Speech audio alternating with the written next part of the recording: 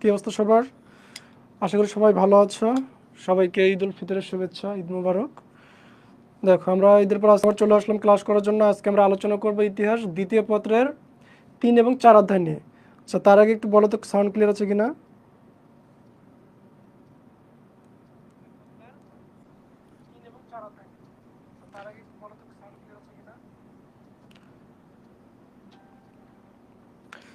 আচ্ছা, sound clear আছে। তো দেখো, আমরা শুরু করি।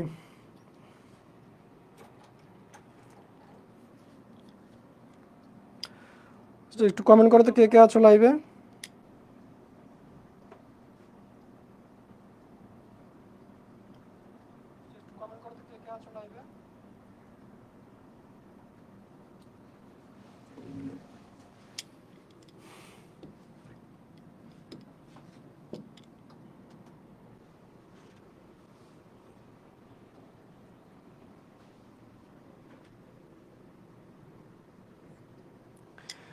ওকে, তো দেখো, আমরা আলোচনা করবো হচ্ছে কি ইতিহাসের দ্বিতীয় পত্র। দেখো, আমাদের দ্বিতীয় পত্রের 3 এবং 4 অধ্যায় নিয়ে আলোচনা করব। দেখো, তাহলে আমরা প্রথমে 3 অধ্যায় শুরু করি। তো আমাদের 3 অধ্যায়ের নাম হচ্ছে কি, তৃতীয় অধ্যায়ের নাম হচ্ছে কি প্রথম বিশ্বযুদ্ধ এবং কি ভার্সাই সন্ধি এবং কি লিগ অফ নেশনস। অর্থাৎ এই প্রথম বিশ্বযুদ্ধর যে শুরু হলো, তার শুরুর কিছু কারণ ছিল, সেই কারণগুলো আছে এই অধ্যায়ে আলোচনা করা হয়েছে। এবং প্রথম বিশ্বযুদ্ধের কি ফলাফল, অর্থাৎ প্রথম বিশ্বযুদ্ধ কখন শুরু হলো, কখন শেষ হয়েছে এবং সেটার ফলাফল কী ছিল, সেই বিষয়টা আলোচনা করা হয়েছে। এবং কি এই প্রথম বিশ্বযুদ্ধের পরে যে একটা চুক্তি হলো, যে চুক্তির মাধ্যমে কি প্রথম বিশ্বযুদ্ধটা সমাপ্তি হয়েছে, সেই চুক্তি অর্থাৎ কি ভার্সাই চুক্তি সম্পর্কিত আলোচনা করা আছে এই অধ্যায়ে। এবং সর্বশেষে আলোচনা করা হয়েছে কি লিগ অফ নেশনস, অর্থাৎ বর্তমানে যেটা কি যে জাতিসংঘ আছে, ঠিক জাতিসংঘের অনুরূপ একটা সংস্থা ছিল, সেটাকে কি বলা হচ্ছে লিগ অফ নেশনস। সেই লিগ অফ নেশনের যে প্রতিষ্ঠার যে পটভূমিটা আছে, সেটা নিয়ে আলোচনা করা হয়েছে। তাহলে দেখো, তাহলে আমরা প্রথমে আলোচনা করব কি প্রথম বিশ্বযুদ্ধ নিয়ে। প্রথম বিশ্বযুদ্ধ নিয়ে শুরু করব, তারপরে কি করবো আলোচনা করবো হচ্ছে ভার্সাই সন্ধি এবং সর্বশেষে আলোচনা করবো কি লিগ অফ নেশনস। তাহলে অধ্যায়টাতে মোটামুটি কি 3টা অংশে ভাগ করা হচ্ছে। তাহলে দেখো, এখন দেখো তাহলে প্রথম বিশ্বযুদ্ধ কিভাবে শুরু হলো। তাহলে দেখো, প্রথম বিশ্বযুদ্ধ কি ছিল কি 2 শিবিরে বিভক্ত কি ইউরোপীয় রাষ্ট্রসমূহের কি শক্তি পরীক্ষা। অর্থাৎ কি এই প্রথম বিশ্বযুদ্ধে 2টা দল ছিল, যেটাকে কি বলা যাচ্ছে 2টা অংশে ভাগ করা হচ্ছে। ইউরোপের যে রাষ্ট্রগুলো ছিল, সেই রাষ্ট্রগুলোর মধ্যে কি 2টা দল তৈরি হয়ে গিয়েছিল, মানে কি 2টা পক্ষ তৈরি হয়েছিল। সেই 2 পক্ষ কি করেছিল এই প্রথম বিশ্বযুদ্ধে জড়িয়ে পড়ে এবং কি মোটামুটি দেখা যাচ্ছে কি অনেকগুলো দেশ এই প্রথম বিশ্বযুদ্ধে একে অপরের সঙ্গে যুদ্ধে জড়িয়ে পড়ে। দেখো, এই প্রথম বিশ্বযুদ্ধ যে শুরু হলো, তার একটা মূল কারণ ছিল কি যে অস্ট্রিয়ার যে কে ছিল, অস্ট্রিয়ার যে যুবরাজ ছিল, সেই যুবরাজকে কি করেছিল সার্বিয়ার কিছু লোক হত্যা করেছিল। এবং কি এক আততায়ীর হাতে হত্যা হয়। এবং কি এই হত্যার ফলে কি করেছিল অস্ট্রিয়া সার্বিয়াকে কি বললো একটা চিঠি প্রেরণ করে। এবং কি সেই চিঠিতে তারা কি কিছু চুক্তি করার কথা বলেছিল, কিন্তু কি সার্বিয়া সে চুক্তিগুলো অমান্য করে। এর ফলে কি হয়েছিল যে অস্ট্রিয়া কি করলো সার্বিয়াকে যুদ্ধের হুমকি দেয় এবং কি তারা যুদ্ধে ঝাঁপিয়ে পড়ে এবং কি সার্বিয়া দখল করে নেয়। এই যে দেখো, এই যে একটা ঘটনা ছিল, মূলত এই ঘটনার মাধ্যমে কি হয়েছিল এই প্রথম বিশ্বযুদ্ধ শুরু হয়েছিল। ওকে জয়ন্তী বিশ্বাস, তাহলে এটা ছিল কি মূল কারণ। এছাড়াও কি বেশ কিছু কারণ ছিল, যেগুলো কি প্রথম বিশ্বযুদ্ধ শুরু হতে কি সকলকে অনুপ্রেরণা দিয়েছিল, মানে কি অন্যান্য দেশগুলো প্রথম বিশ্বযুদ্ধে কি ছিল জড়িয়ে পড়েছিল। এখন দেখো, তাহলে দেখো কি বলছে, ইউরোপ শুরু হলো কি যুদ্ধের ব্যাপকতা কি তারা আমেরিকা এবং কি এশিয়া মহাদেশেও ছড়িয়ে পড়ে। তাহলে যুদ্ধটা শুরু হয়েছিল কোথায় ইউরোপে, অর্থাৎ কি অস্ট্রিয়া এবং সার্বিয়ার মাধ্যমে যুদ্ধটা শুরু হয়েছিল। অস্ট্রিয়া ছিল এক পক্ষে, সার্বিয়া ছিল কি আরেকটা পক্ষ ছিল। তাহলে এটা কি ইউরোপ মহাদেশের 2টা দেশ ছিল, ইউরোপে যুদ্ধটা শুরু হয়। এবং কি এই যুদ্ধের রেশ, অর্থাৎ কি এই যুদ্ধের পরিধিটা কোথায় ছড়িয়ে পড়েছিল সমগ্র আমেরিকা এবং কি এশিয়া মহাদেশের মধ্যে ছড়িয়ে পড়ে। তো দেখো 1870 সালে কি হয়েছিল ফ্রাঙ্কো জার্মান কি পরিসমাপ্তির পর কি ইউরোপে যে সমস্ত কি সশস্ত্র শান্তির যুগের কি সূত্রপাত হয়। 1914 সালে কি প্রথম বিশ্বযুদ্ধ শুরুর মধ্য দিয়ে কি তা পরিসমাপ্তি ঘটে। তাহলে 1870 থেকে 1914 এর মধ্যে কি একটা স্থিতিশীল একটা অবস্থা ছিল, কিন্তু 1914 সালে কি হয়েছিল এই স্থিতিশীল অবস্থাটা সমাপ্তি ঘটে কিসের মাধ্যমে 1914 সালে প্রথম বিশ্বযুদ্ধ শুরুর মাধ্যমে। তাহলে আমরা বুঝতে পারছি প্রথম বিশ্বযুদ্ধ শুরু হয়েছিল কখন 1914 সালে। এখন দেখো, এবং এর ফলে কি হয়েছিল 1919 সালে কি হয়েছিল ভার্সাই নগরে কি স্বাক্ষরিত চুক্তির মাধ্যমে কি প্রথম বিশ্বযুদ্ধের পরিসমাপ্তি ঘটে। তাহলে দেখো 1914 থেকে কত 1914 থেকে 19, তাহলে এই যে দীর্ঘ 5টা বছর কি হয়েছিল, প্রথম বিশ্বযুদ্ধের স্থায়িত্ব ছিল। এখন তাহলে আমরা দেখো ঘটনা প্রবাহগুলো একটু দেখে নেই। তার প্রথম বিশ্বযুদ্ধের সূচনা হয় কি, অস্ট্রিয়ার যুবরাজ, দেখো এই যে ফার্ডিন্যান্ড, এই নামটা কিন্তু মনে রাখতে হবে, কাহিনী কিন্তু আসে যে প্রথম বিশ্বযুদ্ধের কি সূত্রপাত কিভাবে ঘটেছিল। তাহলে দেখো প্রথম বিশ্বযুদ্ধ কি ছিল, অস্ট্রিয়ার যুবরাজ নাম কি ছিল, ফার্ডিন্যান্ড, এবং কি তার স্ত্রীর নাম কি ছিল, সোফিয়া। তাহলে এই যে দুইটার নাম মনে রাখতে হবে, যে যুবরাজ কি ফার্ডিন্যান্ড এবং তার স্ত্রীর নাম হচ্ছে কি সোফিয়া। তাহলে এই দুজন কি করেছিল, তারা সার্বিয়াতে কি করতে গিয়েছিল, ঘোরার জন্য গিয়েছিল, মানে ভ্রমণে গিয়েছিল। কিন্তু হঠাৎ করে কি হয়েছিল, সার্বিয়ার কিছু আততায়ীর হাতে কি হয়েছিল, এই অস্ট্রিয়ার যুবরাজ ফার্ডিন্যান্ড এবং কি ফার্ডিন্যান্ডকে হত্যা করা হয়, মানে এক কি আততায়ীর হাতে সে খুন হয়েছিল, মানে গুলি করে তাকে হত্যা করেছিল। এর ফলে কি হচ্ছে দেখো, 1914 সালে কি জুনে কি যুবরাজ ফার্ডিন্যান্ডকে বসনিয়ার রাজধানী কোথায়, সারায়েভোতে, যারা এটাও কিন্তু পরীক্ষা আসে, যে পরীক্ষা প্রায় সময় দিয়ে রাখে যে বসনিয়ার রাজধানীর নাম কি। তাহলে বসনিয়ার রাজধানীর নাম হচ্ছে কি, বসনিয়ার রাজধানীর নাম হচ্ছে সারায়েভো, সারায়েভো। তাহলে এই নামটা মনে রাখতে হবে, এটা কিন্তু পরীক্ষা আসে। এবং কোথায় গিয়েছিল, এবং কি সোফিয়াকে ভ্রমণে যায়। তাহলে সোফিয়ার সাথে এই যে ফার্ডিন্যান্ড কি করেছিল, তার স্ত্রীকে নিয়ে এই যে বসনিয়ার রাজধানী সারায়েভোতে কি ভ্রমণ করতে গিয়েছিল।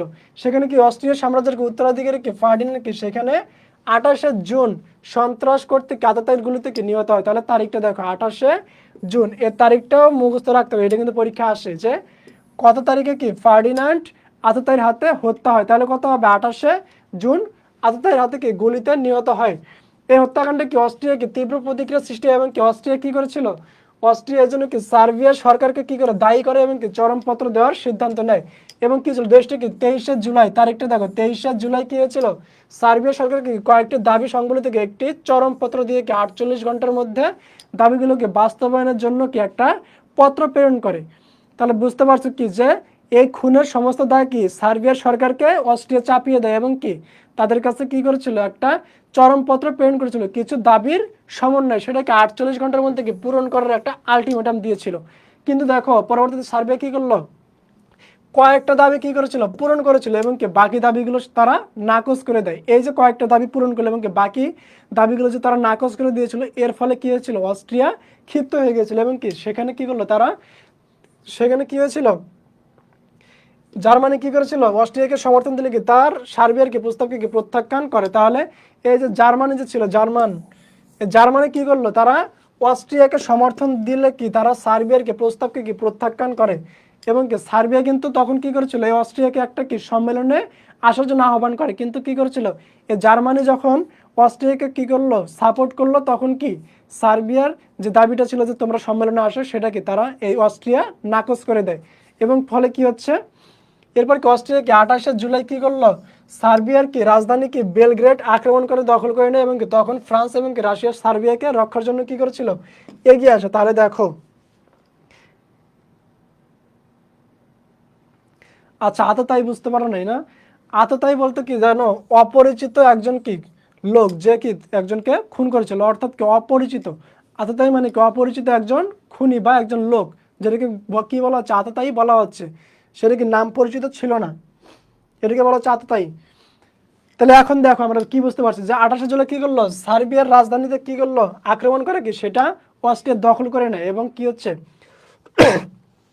তখন কি করলো দেখো, এই যে দুইটা রাষ্ট্র ফ্রান্স এবং কি রাশিয়া, তাহলে ফ্রান্স এবং রাশিয়া কি করলো, তারা সার্বিয়াকে রক্ষার জন্য কি এগিয়ে আসে। তাহলে দেখো এখানে আমরা দুইটা পক্ষ পাচ্ছি, একটা কি ফ্রান্স রাশিয়া এবং কি সার্বিয়া। তাহলে ফ্রান্স রাশিয়া এবং সার্বিয়া, যে দেখো তিনটা দেশ একসঙ্গে, ফ্রান্স রাশিয়া এবং কি সার্বিয়া। আর অন্যদিকে কে আছে, অন্যদিকে জার্মানির সাথে কি আছে, জার্মানি অস্ট্রিয়া আর একটা কি আছে, লন্ডন।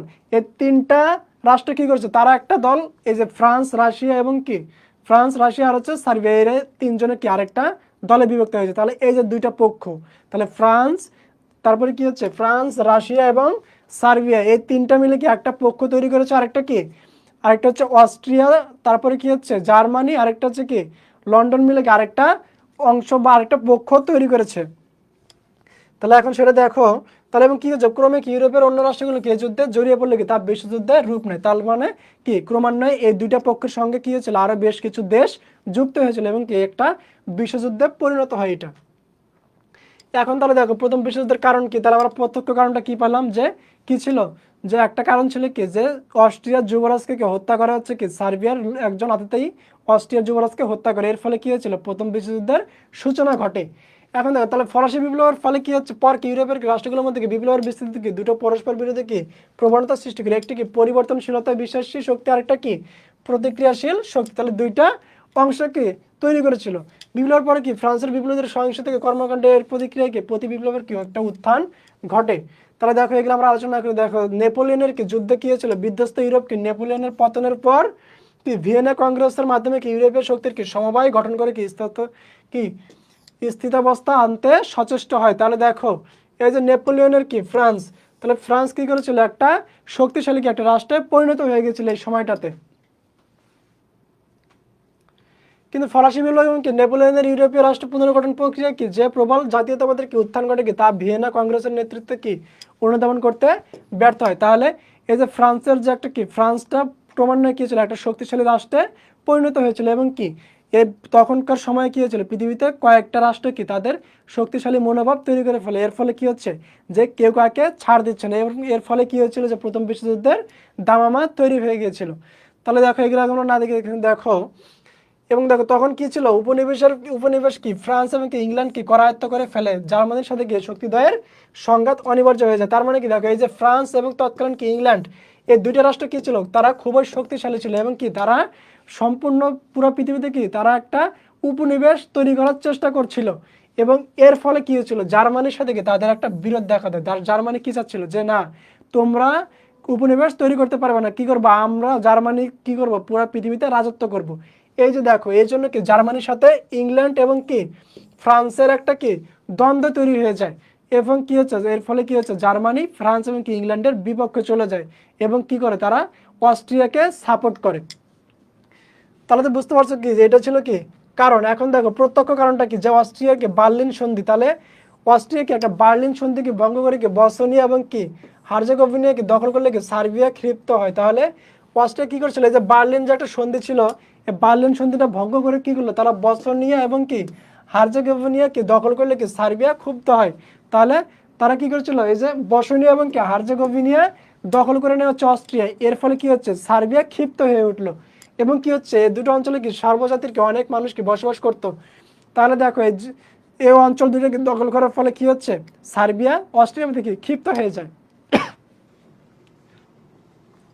এদিকে অস্ট্রিয়া ছিল কি জার্মান বলের অন্তর্ভুক্ত, অর্থাৎ কি জার্মানির যে পাশের রাষ্ট্র সেটা কি অস্ট্রিয়া। তাহলে জার্মান কোনোভাবে চাচ্ছিল নাকি যে তার পাশের রাষ্ট্র কি অন্য কোনো দেশ দখল করে নেয় কিংবা কি অন্য কোনো দেশ তাকে কি হুমকি দেয়, এজন্য কি করেছিল এতে কি জার্মানির একটা সার্বভৌমত্ব ক্ষয় হয়ে যেত। এই জন্য কি করলো জার্মান কি করেছিল জার্মান এই যে বাধ্য হয়ে কি করেছিল এই অস্ট্রিয়াকে সাপোর্ট করে এবং কি তারা আরেকটা কি পক্ষ তৈরি করে ফেলে এবং কি হয়েছিল সার্বিয়া ছিল কি ফরাসি এবং কি রোম বলয়ের কি অন্তর্ভুক্ত। তাহলে এই সার্বিয়াটা ছিল কি সার্বিয়া ছিল হচ্ছে কি ফরাসি তার মানে কি ফ্রান্স এবং রোমানিয়া, তার মানে কি রাশিয়ার পাশাপাশি একটা দেশ ছিল কি সার্বিয়া। এটা ম্যাপে দেখলে খুব সুন্দরভাবে বুঝতে পারবো। তাহলে দেখো সার্বিয়া ছিল হচ্ছে কি ফ্রান্স এবং কি রাশিয়ার পাশের একটা দেশ আর অস্ট্রিয়া ছিল কি জার্মানির পাশের একটা দেশ। তাহলে দেখো সব পাশের দেশগুলো কি চাবে যে আমার দেশ আমার পাশের দেশটা কি সুরক্ষিত থাকে, এর ফলে কি হবে তার নিজের দেশের একটা সার্বভৌমত্ব রক্ষা হবে। এই জন্য কি করলো জার্মান সাপোর্ট করলো অস্ট্রিয়াকে আর কি করলো সার্বিয়াকে সাপোর্ট করলো কে ফ্রান্স এবং রাশিয়াকে সাপোর্ট করেছিল। এখানে কি দুইটা গ্রুপ তৈরি হয়ে গিয়েছিল। তারপর তো বুঝতে পারলো কি 1914 সালে কত 28 জুন কি অস্ট্রিয়ার সাম্রাজ্যের কি সিংহাসনিক উত্তরাধিকারী কি ফ্রান্সিস ফার্ডিনান্ড, তাহলে তাকে কি বসনিয়ার রাজধানী কি সারায়েভোতে স্ত্রী সোফিয়া সহ কি ভ্রমণকালে কি আততায়ীর হাতে নিহত হয়। তাহলে এটা ছিল কি মূল প্রত্যক্ষ কারণ। তাহলে তাকে নিহত করার ফলে কি হয়েছিল অস্ট্রিয়া এবং কি সার্বিয়ার মধ্যে একটা দ্বন্দ্ব তৈরি হয়ে যায়। এটা ছিল কি প্রথম বিশ্বযুদ্ধের মূল প্রত্যক্ষ কারণ।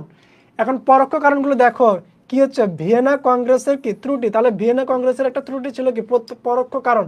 এরপরে কি উগ্র জাতীয়তাবাদের উত্থান, তার মানে কি অস্ট্রিয়া এবং জার্মানি কি তারা উগ্র জাতীয়তাবাদের বিশ্বাসী ছিল, তারা কি মনে করতো যে আমরাই কি জাতি হিসেবে সেরা, তার মানে কি তারা উগ্র জাতীয়তাবাদের বিশ্বাসী ছিল। এরপর কি হচ্ছে বাণিজ্য এবং কি উপনিবেশ বিস্তারে কি প্রতিযোগিতা, তাহলে জার্মানি চাচ্ছে কি তারা উপনিবেশ বাড়াবে অর্থাৎ কি তারা উপনিবেশিক শাসন চালাবে এবং কি অন্যদিকে ফ্রান্স এবং কি রাশিয়াও চাচ্ছিল কি যে তারা উপনিবেশ বৃদ্ধি করবে। এই দ্বন্দ্বের মধ্যে কি তারা প্রথম বিশ্বযুদ্ধে জড়িয়ে পড়ে এবং কি বাণিজ্য, তারা বাণিজ্যের ক্ষেত্রেও কি ফ্রান্স জার্মানি রাশিয়া গিয়ে এরাও কি করেছিল এবং একটা দ্বন্দ্বের মধ্যে পড়ে যায়। তারপরে কি হচ্ছে, কাইজার দ্বিতীয় কি উইলিয়ামের কি পররাষ্ট্র নীতি, তাহলে এই যে কাইজার দ্বিতীয় কি, তাহলে এই যে রাশিয়ার যে সম্রাট ছিল কাইজার দ্বিতীয় উইলিয়ামের কি পররাষ্ট্র নীতিটা কি প্রথম বিশ্বযুদ্ধের একটা পরোক্ষ কারণ। তারপর কি বিসমার্কের কূটনীতি, তাহলে বিসমার্ক কি করেছিল, একটা কূটনীতি প্রেরণ করেছিল যেটা কি প্রথম বিশ্বযুদ্ধের একটা পরোক্ষ কারণ ছিল। তারপরে কি আন্তর্জাতিক সংকট, তাহলে এগুলো ছিল কি প্রধানত পরোক্ষ কারণ হচ্ছে কি প্রথম বিশ্বযুদ্ধের। এখন দেখো ত্রিশক্তি চুক্তি, তাহলে এখানে দেখো দুইটা জিনিস আছে, একটা ত্রিশক্তি চুক্তি, একটা কি ত্রিশক্তি আতাত। এখন ত্রিশক্তি চুক্তিটা দেখো, ত্রিশক্তি চুক্তি ছিল কি প্রথম বিশ্বযুদ্ধের পূর্ববর্তী ইউরোপে কি সংঘটিত ঘটনা সময়ের মধ্যে কি সর্বাপেক্ষা দিক নির্দেশনামূলক কি ঘটনা, তাহলে এটা প্রথম বিশ্বযুদ্ধের পূর্বের একটা ঘটনা ছিল। এই চুক্তির পরে কি প্রতিক্রিয়া হিসেবে কি ত্রিশক্তি আতাত গড়ে ওঠে। তাহলে এই ত্রিশক্তি চুক্তির পরে কি হয়েছিল, প্রথম বিশ্বযুদ্ধের সময় গড়ে উঠেছিল কি ত্রিশক্তি আতাত। আতাত মানে কি, আতাত মানে হচ্ছে বন্ধুত্ব, তাহলে আতাত মানে হচ্ছে কি বন্ধুত্ব। তাহলে ত্রি মানে কি, ত্রি মানে হচ্ছে তিন, শক্তি মানে কি তিনটা শক্তি। তাহলে তিনটা শক্তিশালী দেশের সমন্বয়ে কি হয়েছিল, এ ত্রিশক্তি আতাত তৈরি হয়েছিল এবং এর ফলে কি হয়েছিল, ইউরোপ সশস্ত্র শান্তির যুগে প্রবেশ করে। এখন দেখো আমরা ত্রিশক্তি পটভূমিটা দেখো, তাহলে কি যে 1870 সালে কি ফ্রাঙ্কো জার্মান যুদ্ধের পর কি পরাক্রমশালী কি শক্তি হিসেবে জার্মানির উত্থান করে। তাহলে জার্মানি কি একটা শক্তিশালী রাষ্ট্র হিসেবে কি তারা আত্মপ্রকাশ শুরু করে। এই যুদ্ধের মাধ্যমে কি জার্মানের সীমানাকে বিস্তৃত এবং জার্মান খনিজ সম্পদ সমৃদ্ধির কি আলসাস এবং লরেন অঞ্চল কি ফিরে পায়। তাহলে এই যে জার্মানির যে দুইটা অঞ্চল ছিল, একটা কি আলসাস এবং কি লরেন, এই দুইটা অঞ্চল কি করেছিল জার্মানি আবার পুনরায় ফিরে পেয়েছিল। এবং কি হয়েছিল, এর ফলে কি জার্মানি থেকে শিল্পকেন্দ্রকে বিপ্লব সংগঠিত হয়। বিসমার্কের নেতৃত্বে কি জার্মানি ঐক্যবদ্ধ হয় এবং কি জাতীয়তাবাদী চেতনায় বিকশিত হলে কি জার্মান ক্রমে কি ইউরোপীয় একটা কি প্রধান শক্তিতে রূপান্তরিত হয়। তাহলে বুঝতে পারছো কি যে পৃথিবীতে যখন কয়েকটা দেশ কি শক্তিশালীতে রূপান্তরিত হবে তখন কি তাদের মধ্যে একটা বিরোধ দেখা দেবে। ঠিক এইখানে কি হচ্ছে, জার্মানি তারপর কি ফ্রান্স রাশিয়া এদের মধ্যে কি একটা বিরোধ দেখা দেয়। তারপর কি এজন্য কি জার্মানির প্রয়োজন ছিল কি ফ্রান্সকে মিত্রহীন করে রাখা। তার মানে কি ফ্রান্সকে মিত্রহীন রাখার মাধ্যমে কি হচ্ছিল, জার্মানির একটা লাভ ছিল। যদি কি ফ্রান্স যদি কি কোনো দেশের সাথে কি মিত্রতা করতে না পারে তাহলে কি হবে, জার্মানি একটা একক কি শক্তিশালী রাষ্ট্রে পরিণত হতে পারবে। এজন্য জার্মানি কোনোভাবে চাচ্ছিল না কি যে ফ্রান্স কি কোনো দেশের সাথে মিত্রতা তৈরি করুক। কেননা কি ফ্রান্স ছিল কি তার প্রধান প্রতিদ্বন্দ্বী, তাহলে ফ্রান্স ছিল কি জার্মানির প্রধান প্রতিদ্বন্দ্বী ছিল। এই জন্য কি 1873 সালে কি হচ্ছে, জার্মানি অস্ট্রিয়া হাঙ্গেরি এবং কি রাশিয়া এই তিনজন সম্রাট কি একটা জোট গঠন করে, যা কি ত্রিশক্তি সম্রাট লীগ বা থ্রি এম্পায়ার্স লীগ নামে কি পরিচিত। এটাকে কি বলা হচ্ছে, ত্রিশক্তি আতাত বলা হচ্ছে। তাহলে ত্রিশক্তি আতাতে কোন কোন দেশ ছিল, জার্মানি ছিল, তারপরে কি অস্ট্রিয়া হাঙ্গেরি ছিল বা অস্ট্রো হাঙ্গেরি, আর একটা কি রাশিয়া। তাহলে এই তিনটা দেশ মিলে কি একটা, তিনটা দেশের সম্রাট মিলে কি একটা চুক্তি করলো, সেটাকে কি বলা হচ্ছে ত্রিশক্তি আতাত বা কি ত্রিসম্রাট লীগ বা থ্রি এম্পায়ার্স লীগ নামে পরিচিত। এটা হচ্ছে কি ত্রিশক্তি আতাত। তাহলে এখন দেখো, তাহলে ত্রিশক্তি আতাত ছিল কি ত্রিশক্তি জোট, যেটাকে কি বলা হচ্ছে ট্রিপল অ্যালায়েন্স। এর হুমকির মোকাবেলায় কি গড়ে ওঠে কি ইউরোপীয় সামরিক জোট। একাধিক দ্বিপক্ষীয় চুক্তির মাধ্যমে আতাত গড়ে ওঠে। তাহলে ফ্রান্স রাশিয়া এবং কি ইংল্যান্ড উদীয়মান পরাশক্তি জার্মানিকে কি মোকাবেলা করার জন্য আতাত গড়ে তোলে। তাহলে ফ্রান্স রাশিয়া এবং কি ইংল্যান্ড, তাহলে ফ্রান্স রাশিয়া এবং কি ইংল্যান্ড এই তিনটা রাষ্ট্র মিলে কি করলো ত্রিশক্তি আতাত তৈরি করে। আর ত্রিশক্তি জোট যেটাকে কি বলা হচ্ছে ত্রিসম্রাট লীগ বা ত্রিশক্তি জোটে কারা কারা ছিল, জার্মানি অস্ট্রো হাঙ্গেরি এবং কি রাশিয়া। পরবর্তীতে কি রাশিয়া এখান থেকে বের হয়ে আসে, পরে কি করলো রাশিয়া এখান থেকে বের হয়ে আসে কি ত্রিশক্তি আতাত তৈরি করে। তাহলে কে কে ছিল ত্রিশক্তি আতাত ছিল কি রাশিয়া ইংল্যান্ড এবং ফ্রান্স, এই তিনটা রাষ্ট্র মিলে কি ত্রিশক্তি আতাত ছিল। কাদের বিরুদ্ধে এরা করেছিল, ত্রিশক্তি জোটের বিরুদ্ধে একটা কি তারা সংগঠন করে। ত্রিশক্তি জোটে কারা কারা ছিল, জার্মানি ছিল, তারপরে কি অস্ট্রো হাঙ্গেরি ছিল, আর কি ছিল রাশিয়া ছিল। কিন্তু পরবর্তীতে রাশিয়া সেখান থেকে চলে এসে কি করলো, তারা ত্রিশক্তি আতাতে ঢুকে পড়ে। তাহলে এই দুইটা পক্ষ মিলে কি হয়েছিল, প্রথম বিশ্বযুদ্ধ শুরু হয়। তাহলে ত্রিশক্তি জোট এবং কি ত্রিশক্তি আতাতের শক্তিশালী কি শক্তির ভারসাম্য ছিল কি, যখন কি দুইটা জোট বা দুইটা কি পক্ষ তৈরি হয়ে গেল তখন কি হবে, অনেক কি হবে, তখন একটা স্থিতিশীল অবস্থা তৈরি হবে। যদি কি ত্রিশক্তি জোট যদি কোনো কিছু ভুল করে তাহলে কি করবে, ত্রিশক্তি আতাত সেটাকে কি করবে, মোকাবেলা করবে। আবার যদি ত্রিশক্তি আতাত যদি কি কোনো ভুল করে তখন কি করবে, ত্রিশক্তি জোট সেটাকে মোকাবেলা করবে। তাহলে যখন কি হয়েছিল এই দুইটা জোটের বা দুইটা কি পক্ষের রূপান্তর ঘটলো তখন কি হচ্ছে, দেশ পৃথিবীতে কি একটা স্থিতিশীল অবস্থা তৈরি হয়ে গেছিল। তার মানে কি একটা ভারসাম্য তৈরি হয়েছে। যে কেউ কাকে কি ছাড় দেওয়া যাবে না। তার মানে কি কেউ কোনো ভুল করার আগে কি শতবার ভাববে যে না এই জিনিসটা ভুল করলে কি হবে, আমার প্রতিপক্ষ আমাকে আক্রমণ করতে পারে। এই জন্য কি একটা কি হয়েছিল, একটা ভারসাম্য তৈরি হয়ে গিয়েছিল। তখন কি হয়েছিল দেখো, জার্মানির সম্রাটের নাম কি ছিল, জার্মানির সম্রাট হচ্ছে কি কাইজার দ্বিতীয় উইলিয়াম কি করলো, বিসমার্কের কি সাবধানতার নীতি পরিত্যাগ করে তিনি কি করলেন, ওয়ার্ল্ড পলিটিক বা নীতি গ্রহণ করার সময় কি বুঝতে পারেননি যে কি ইংল্যান্ড ফ্রান্স এবং কি রাশিয়াকে আঘাত করতে পারে। তাহলে ইংল্যান্ড ফ্রান্স এবং কি রাশিয়া যে আঘাত করতে পারে এই জিনিসটা কে বুঝতে পারে না, জার্মানির সম্রাট কি কাইজার। তাহলে জার্মানির সম্রাট কি কখনোই বুঝতে পারে না যে কি যে ইংল্যান্ড ফ্রান্স এবং কি রাশিয়া কখনো আঘাত করতে পারে। এটা কি ছিল, জার্মানির জন্য একটা ভুল ছিল। সে কি জার্মানি এই জিনিসটা বুঝতে পারে না। তিনি কি মনে করেছিলেন যে ঐতিহাসিক কারণে কি ইঙ্গো ফ্রাঙ্ক কি জোট সম্ভব নয়। তার মানে কি ইঙ্গো মানে কি ইংল্যান্ড এবং কি ফ্রান্স মানে হচ্ছে ফ্রান্স, তাহলে ইংল্যান্ড এবং কি ফ্রান্সের মধ্যে কখনো কি হতে পারে না, কোনো জোট তৈরি হতে পারে না। এটা ভুল ধারণা কার ছিল, জার্মানির একটা ভুল ধারণা ছিল, যার ফলে কি হয়েছিল তাদেরকে এই ভুলের মাসুল দিতে হয়েছিল। এর ফলে কি হয়েছিল, রাশিয়া ফ্রান্স এবং কি এই যে ইংল্যান্ড মিলে একটা আঁতাত তৈরি করে, আর অন্যদিকে কি ছিল জার্মানি এবং কি ছিল অস্ট্রিয়া ছিল কি অন্য একটা পক্ষ। তাহলে এই দুইটা পক্ষের মধ্যে কি একটা বিরোধের ফলে এই প্রথম বিশ্বযুদ্ধ শুরু হয়। তাহলে এটা ছিল কি ভারসাম্য তৈরি হয়েছিল যে কেউ কাউকে ছাড় দেওয়া যাবে না।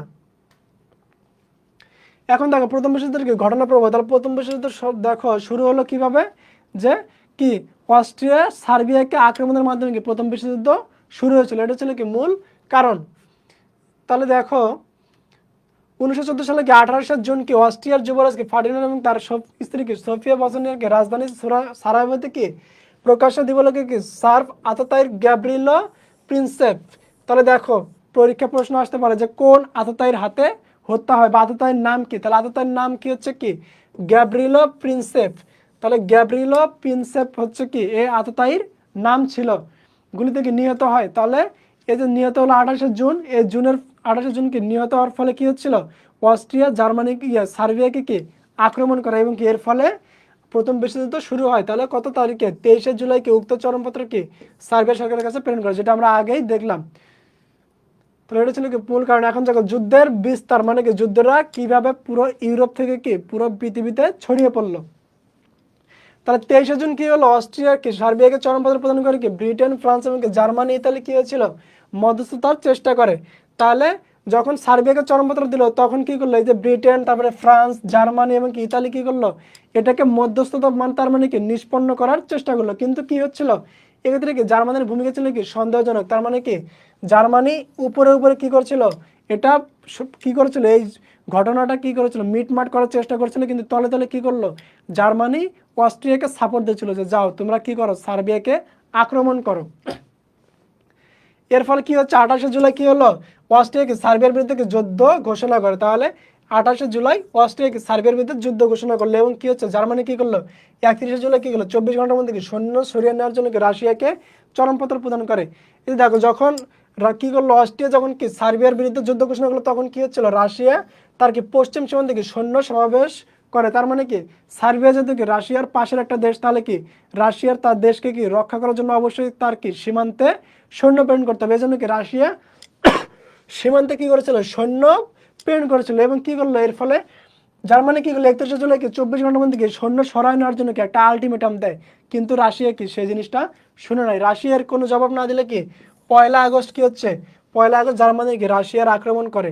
তাহলে 1 আগস্ট 1914 সালে কি করলো জার্মানি রাশিয়াতে সরাসরি আক্রমণ করলো। একইভাবে কি হচ্ছে 3রা আগস্ট কি জার্মানি কি ফ্রান্সের বিরুদ্ধে যুদ্ধ ঘোষণা করে। তাহলে 1 আগস্ট 1914 কি করলো জার্মানি হচ্ছে কি রাশিয়াতে আক্রমণ করলো এবং কি 3রা আগস্ট জার্মানি কি করলো ফ্রান্সে আক্রমণ করলো। এই যে দেখো তখন কি হচ্ছে এই যে ফ্রান্স রাশিয়া এবং কি ইংল্যান্ড তারা একটা জোট তৈরি করে পারে, তারা কি এক পক্ষে চলে যায় এবং কি জার্মানি এবং অস্ট্রিয়া অন্য একটা পক্ষে চলে যায় এবং কি তাদের মধ্যে একটা যুদ্ধ শুরু হয়ে যায়। এখন তারা নৌযুদ্ধ, তাহলে নৌযুদ্ধের ক্ষেত্রে দেখো নৌযুদ্ধের মাধ্যমে কি হচ্ছিল যে দেখো নৌযুদ্ধের সবচেয়ে পারদর্শী ছিল কারা, ইংল্যান্ড ছিল কি নৌযুদ্ধে কি সবচেয়ে কি শক্তিশালী। তাদের কি এই ইংল্যান্ডের যে কি ছিল নৌ ব্যবস্থা ছিল সেটা কি ছিল অন্যান্য দেশের তুলনায় কি অনেক ভালো ছিল। এই জন্য কি ইংল্যান্ডকে দেখে কি অন্যান্য দেশ ভয় পেত। দেখো তাহলে কি হয়েছিল যুদ্ধের শুরু থেকে জার্মান কি ক্রুজারগুলোকে বিশ্বের বিভিন্ন প্রান্ত থেকে মোতায়েন ছিল, এগুলোকে বিচ্ছিন্নভাবে মিত্রপক্ষের কি জাহাজগুলোকে কি আক্রমণ করতো। তাহলে এই মিত্রপক্ষে বলতে কাদেরকে বোঝানো হচ্ছে? মিত্রপক্ষে বলতে কাদেরকে বোঝানো হচ্ছে? যারা কি ছিল, ফ্রান্স কি জার্মানির বিরুদ্ধে ছিল, অর্থাৎ কি ফ্রান্স, রাশিয়া এবং কি ইংল্যান্ড, এগুলোকে কি বলা হচ্ছে? মিত্রপক্ষ বলা হচ্ছে। তার মানে কি তারা কি ছিল, ত্রিশক্তি আঘাত করেছিল, এই জন্য এদেরগুলো কি কি বলা হচ্ছে? এদেরকে বলা হচ্ছে মিত্র পক্ষ বলা হচ্ছে। কিন্তু ব্রিটেনের নৌবাহিনী কি ছিল, পদ্ধতিগতভাবে কি কি জার্মানির ক্রুজারগুলোকে আক্রমণ করে কি বিধ্বস্ত করতে শুরু করে। তাহলে যেহেতু কি এই যে কি লন্ডন বা ইংল্যান্ডের কি নৌশক্তি ছিল অনেক শক্তিশালী, তারা কি করলো, জার্মানির ক্রুজারগুলোকে আস্তে আস্তে ধ্বংস করতে শুরু করে। যুদ্ধ পুরোদমে কি শুরু হয়ে গেলে কি ব্রিটেন কি জার্মানির বিরুদ্ধে কি অবরোধ আরোপ করে। তার মানে কি এই যে ব্রিটেন সরাসরি কি জার্মানির বিরুদ্ধে চলে যায়। এর মাধ্যমে কি হয়েছিল, ব্রিটেন জার্মানির কি ক্রুজারগুলোকে অবাধ চলাচলকে বাধা সৃষ্টি করে। এবং কি হয়েছিল, ইউবোটগুলোকে 119টা কি সাবমেরিনের মাধ্যমে কি হয়েছিল, মিত্রপক্ষের 5000 জাহাজকে ধ্বংস করতে সমর্থ হয়। কারা ছিল? এটা ছিল কি জার্মানির ডুবোজাহাজের মাধ্যমে। তাহলে জার্মানির ডুবোজাহাজগুলো কি করেছিল, 119টা সাবমেরিনের মাধ্যমে কি মিত্রপক্ষের কি 5000 জাহাজকে ধ্বংস করতে সমর্থ হয়েছিল। তাহলে মোটামুটি কি ছিল, জার্মানি এবং কি ইংল্যান্ড মোটামুটি কি একটা সমতার মধ্যে ছিল। তার মানে কি তাদের শক্তি কি প্রায় সমান ছিল। এখন প্রথম বিশ্বযুদ্ধের কি ফলাফল এবং প্রভাব, যেহেতু কি যুদ্ধটা ছড়িয়ে পড়লো, কি দুইটা পক্ষের মধ্যে যুদ্ধটা ছড়িয়ে পড়ে, যুদ্ধ শুরু হয়ে গিয়েছিল। এবং কি এই যে কিছু কি প্রায় দীর্ঘ 5 বছর যুদ্ধ চলার ফলে কি হয়েছিল, 1919 সালে কি হয়েছিল, একটা চুক্তির মাধ্যমে যুদ্ধটা শেষ হয়। এখন সে যুদ্ধের ফলাফল এবং কি প্রভাবটা কেমন ছিল, তাহলে কি ছিল, একটা প্রত্যক্ষ ফল ছিল। এবং কি জার্মানি এবং কি রাশিয়ার কি সরকার পরিবর্তন হয়। তাহলে এই প্রথম বিশ্বযুদ্ধের ফলে কি হচ্ছে, জার্মানি এবং কি রাশিয়া উভয় দেশের কি সরকারের পরিবর্তন ঘটে। এবং কি হচ্ছে, উপনিবেশগুলোতে কি স্বাধীনতা আন্দোলন শুরু হয়। তার মানে কি এই যে ফ্রান্সের যে কিছু উপনিবেশ ছিল, তারপরে কি জার্মানির কিছু উপনিবেশ ছিল, এই উপনিবেশগুলো কি তারা স্বাধীনতার দিকে কি ধাবিত হতে শুরু করে প্রথম বিশ্বযুদ্ধের ফলে। এবং কি রাজতন্ত্রের অবসান ঘটে। তাহলে জার্মানি এবং কি হচ্ছে ফ্রান্সের যে রাজতন্ত্র ছিল সেগুলিকে অবসান ঘটতে শুরু করে। এবং কি ব্রিটেনের মর্যাদা কি বৃদ্ধি পায়। তাহলে ব্রিটেন অর্থাৎ কি ইংল্যান্ডের যে মর্যাদা ছিল সেটা কি প্রথম বিশ্বযুদ্ধের মাধ্যমে বাড়তে শুরু করে। এবং কি নতুন অর্থনৈতিক শক্তি হিসেবে কি মার্কিন যুক্তরাষ্ট্রের উত্থান হয়। তাহলে এই যে প্রথম বিশ্বযুদ্ধের পরে কি হচ্ছে, মার্কিন যুক্তরাষ্ট্রের উত্থান হয়। এই যে প্রথম বিশ্বযুদ্ধে মার্কিন যুক্তরাষ্ট্র কি ছিল, সম্পূর্ণ নিরপেক্ষ ছিল। তারা কি কোনো দলকে কি সাপোর্ট করে নাই, না তারা জার্মানিকে সাপোর্ট করেছে, না তারা ফ্রান্সকে সাপোর্ট করেছিল। তারা কি ছিল, এর ফলে কি হচ্ছে, প্রথম বিশ্বযুদ্ধের ফলে কি হচ্ছে, মার্কিন যুক্তরাষ্ট্রের কি উত্থান শুরু হয়ে যায়। এখন সাধারণ ফলাফলটা দেখো কি হচ্ছিল, নৈতিক অবক্ষয় হয়েছিল। এর ফলে কি হচ্ছে, পরাশক্তি হিসেবে কি যুক্তরাষ্ট্র এবং কি রাশিয়ার উত্থান হয়। তাহলে যুক্তরাষ্ট্র এবং কি রাশিয়া একটা পরাশক্তিতে পরিণত হয়। তার মানে কি তাদের শক্তি সামর্থ্য অনেক বেড়ে যায় প্রথম বিশ্বযুদ্ধের পরে। তারপর কি হচ্ছে, নারী জাগরণ হয়েছিল এবং কি শ্রমিকের মুক্তি। তার মানে কি প্রথম বিশ্বযুদ্ধের ফলে কি শ্রমিকের মুক্তি হয়েছিল। শ্রমিকরা কি যে কি পরাধীনতার মধ্যে ছিল, এর ফলে কি তারা স্বাধীনতা লাভ করে। তারপরে কি হচ্ছে, অর্থনৈতিক একটা মন্দা তৈরি হয়। তারপরে কি সংবাদপত্রের কি শিল্পের বিকাশ। তার মানে কি সংবাদপত্র শিল্পের একটা বিকাশ ঘটে। প্রযুক্তি এবং কি চিকিৎসা বিজ্ঞানের কি বিকাশ ঘটে এবং কি পরিবহন খাতে অগ্রগতি ঘটে।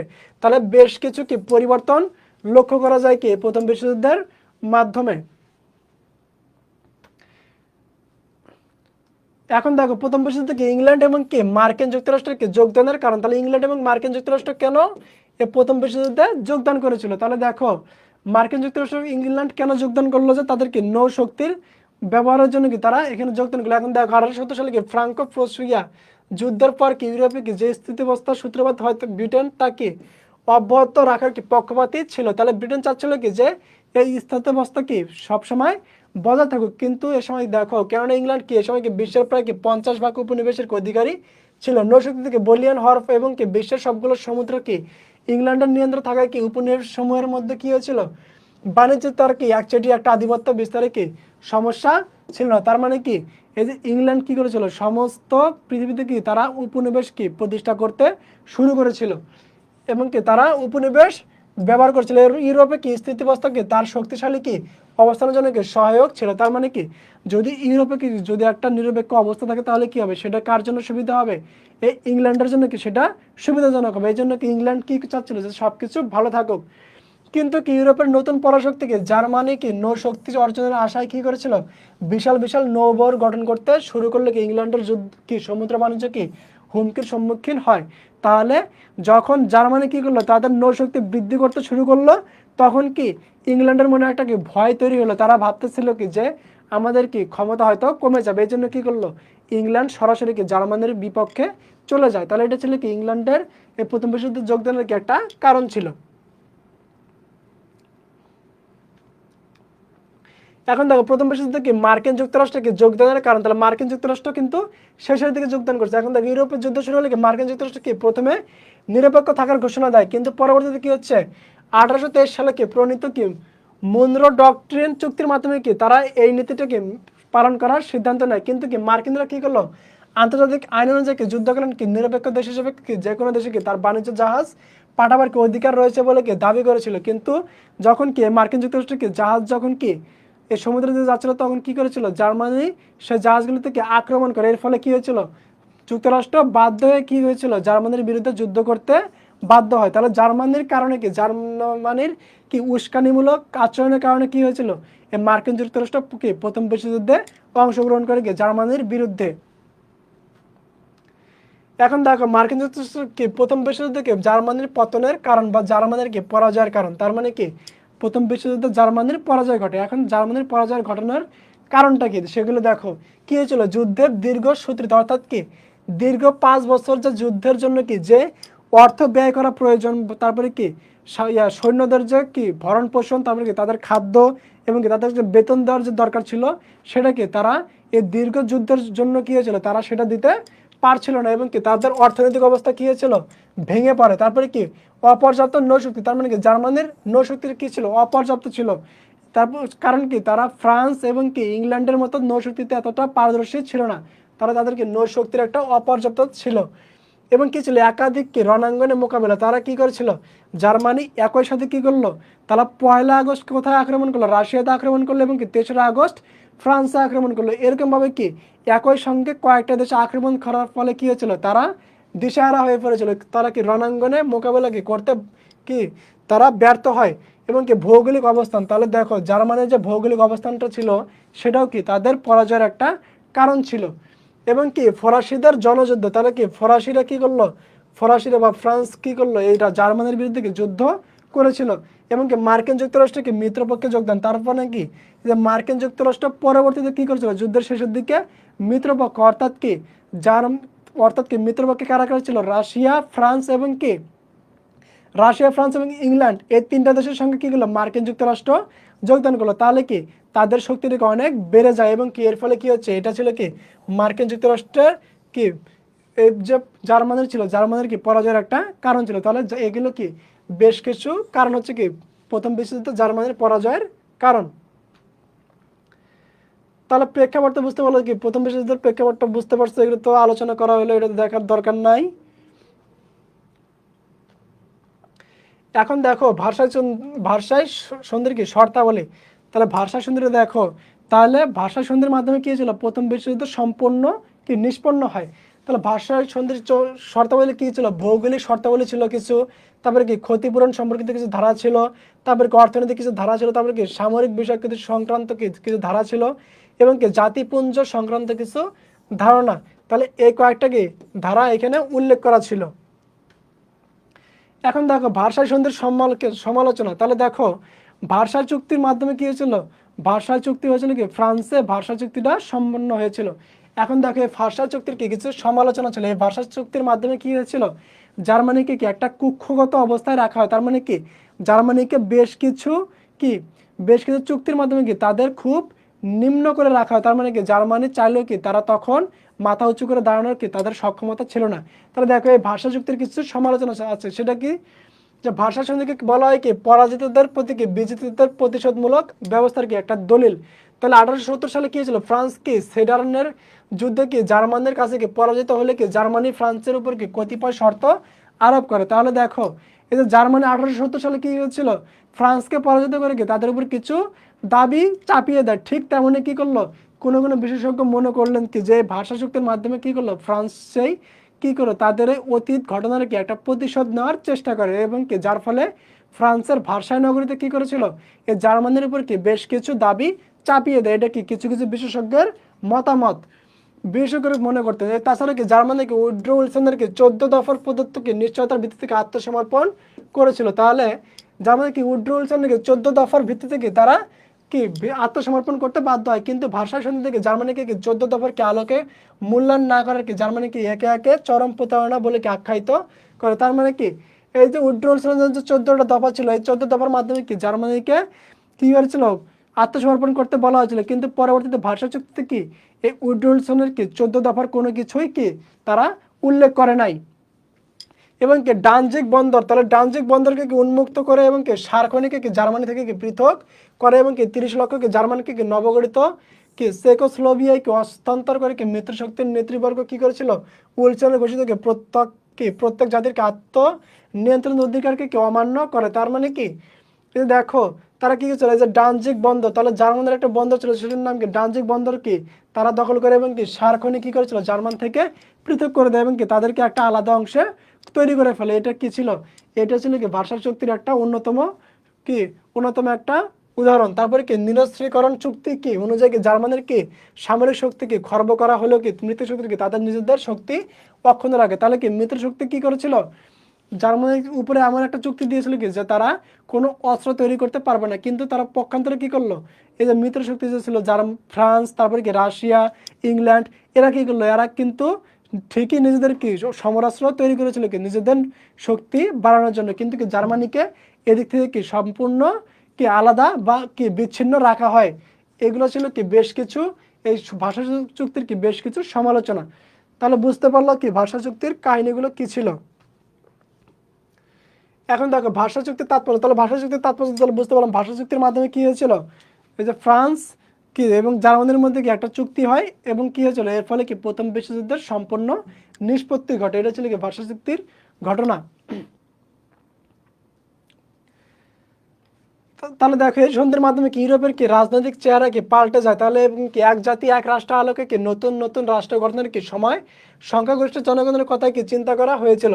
এবং কি হয়েছিল দেখো প্রতিটি নতুন দেশে কি জাতির বহু সংখ্যালঘু অধিবাসীদের উপস্থিতি ব্যাপক সমস্যার সৃষ্টি করে, যার ফলে কি মাত্র 20 বছরের মধ্যে কি সন্ধিটি গুরুত্বহীন হয়ে পড়ে এবং কি ঐতিহাসিক ডেভিড টমসন কি সম্পর্কে একটা মতামত দেয়। তাহলে 20 বছরের মধ্যে কি হয়েছিল, পরবর্তীতে 1919 সালের পরে কি 20 বছরের মধ্যে এই ভাষা চুক্তি কি হয়েছিল, ভাষা চুক্তিটা শেষ হয়ে যায়। তার মানে কি কোনো দেশ আর তখন কি ভাষা চুক্তিকে মেনে নিতে পারে না। এটা ছিল কি ভাষা চুক্তির অবস্থাটা। তাহলে ভাষা চুক্তি সম্পর্কিত বলতে পারলাম। এখানে আর কিছু নাই। ফলে কি 1939 সালে কি হলো, রুশ জার্মান সহযোগিতায় কি এই চুক্তিকে ভেঙে ফেলা হয় এবং কি বিশ্ব আরেকটি কি বিশ্বযুদ্ধের দিকে ধাবিত হয়। এবং কি 1939 সালে কি হয়েছিল ভাষা চুক্তি যার কি রুশ তার মানে কি রাশিয়া এবং কি জার্মানের সহযোগিতায় কি ভেঙে দেওয়া হয়। তাহলে 1939 সালে কি এই ভাষা চুক্তি ভেঙে দেওয়ার ফলে কি হয়েছিল, আবার নতুন করে দ্বিতীয় বিশ্বযুদ্ধ শুরু হয়ে গিয়েছিল।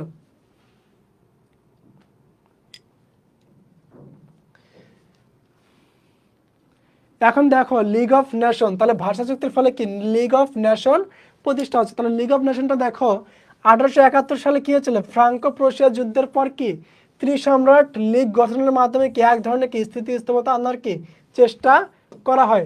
এবং কি হয়েছিল এর ফলে কত 1914 সাল পর্যন্ত কি ইউরোপ কি বড় ধরনের কোনো কি যুদ্ধ বিগ্রহের মুখোমুখি হয় নাই। কিন্তু পরবর্তীতে কি হয়েছিল, এদিক দিয়ে কি প্রথম বিশ্বযুদ্ধের বাস্তবতা ছিল কি একেবারেই ভিন্ন রকম। তাহলে কে এই যুদ্ধে কি বিভৎসতা, তারপরে কি মানব বিপর্যয়, সম্পদহানি, তারপরে কি বিভিন্ন ধরনের কি হচ্ছে সম্পদের ধ্বংস হওয়ার ফলে কি হচ্ছিল, বিশেষজ্ঞরা মনে করলেন কি পৃথিবীকে রক্ষা করা প্রয়োজন, এই জন্য কি একটা সংস্থা দরকার। এবং কি তারা এই চিন্তা ভাবনা থেকে কি করলো, তারা একটা সংস্থা তৈরি করার চিন্তা ভাবনা করলো, সেটাকে কি বলা হচ্ছে, লিগ অফ নেশন বলা হচ্ছে।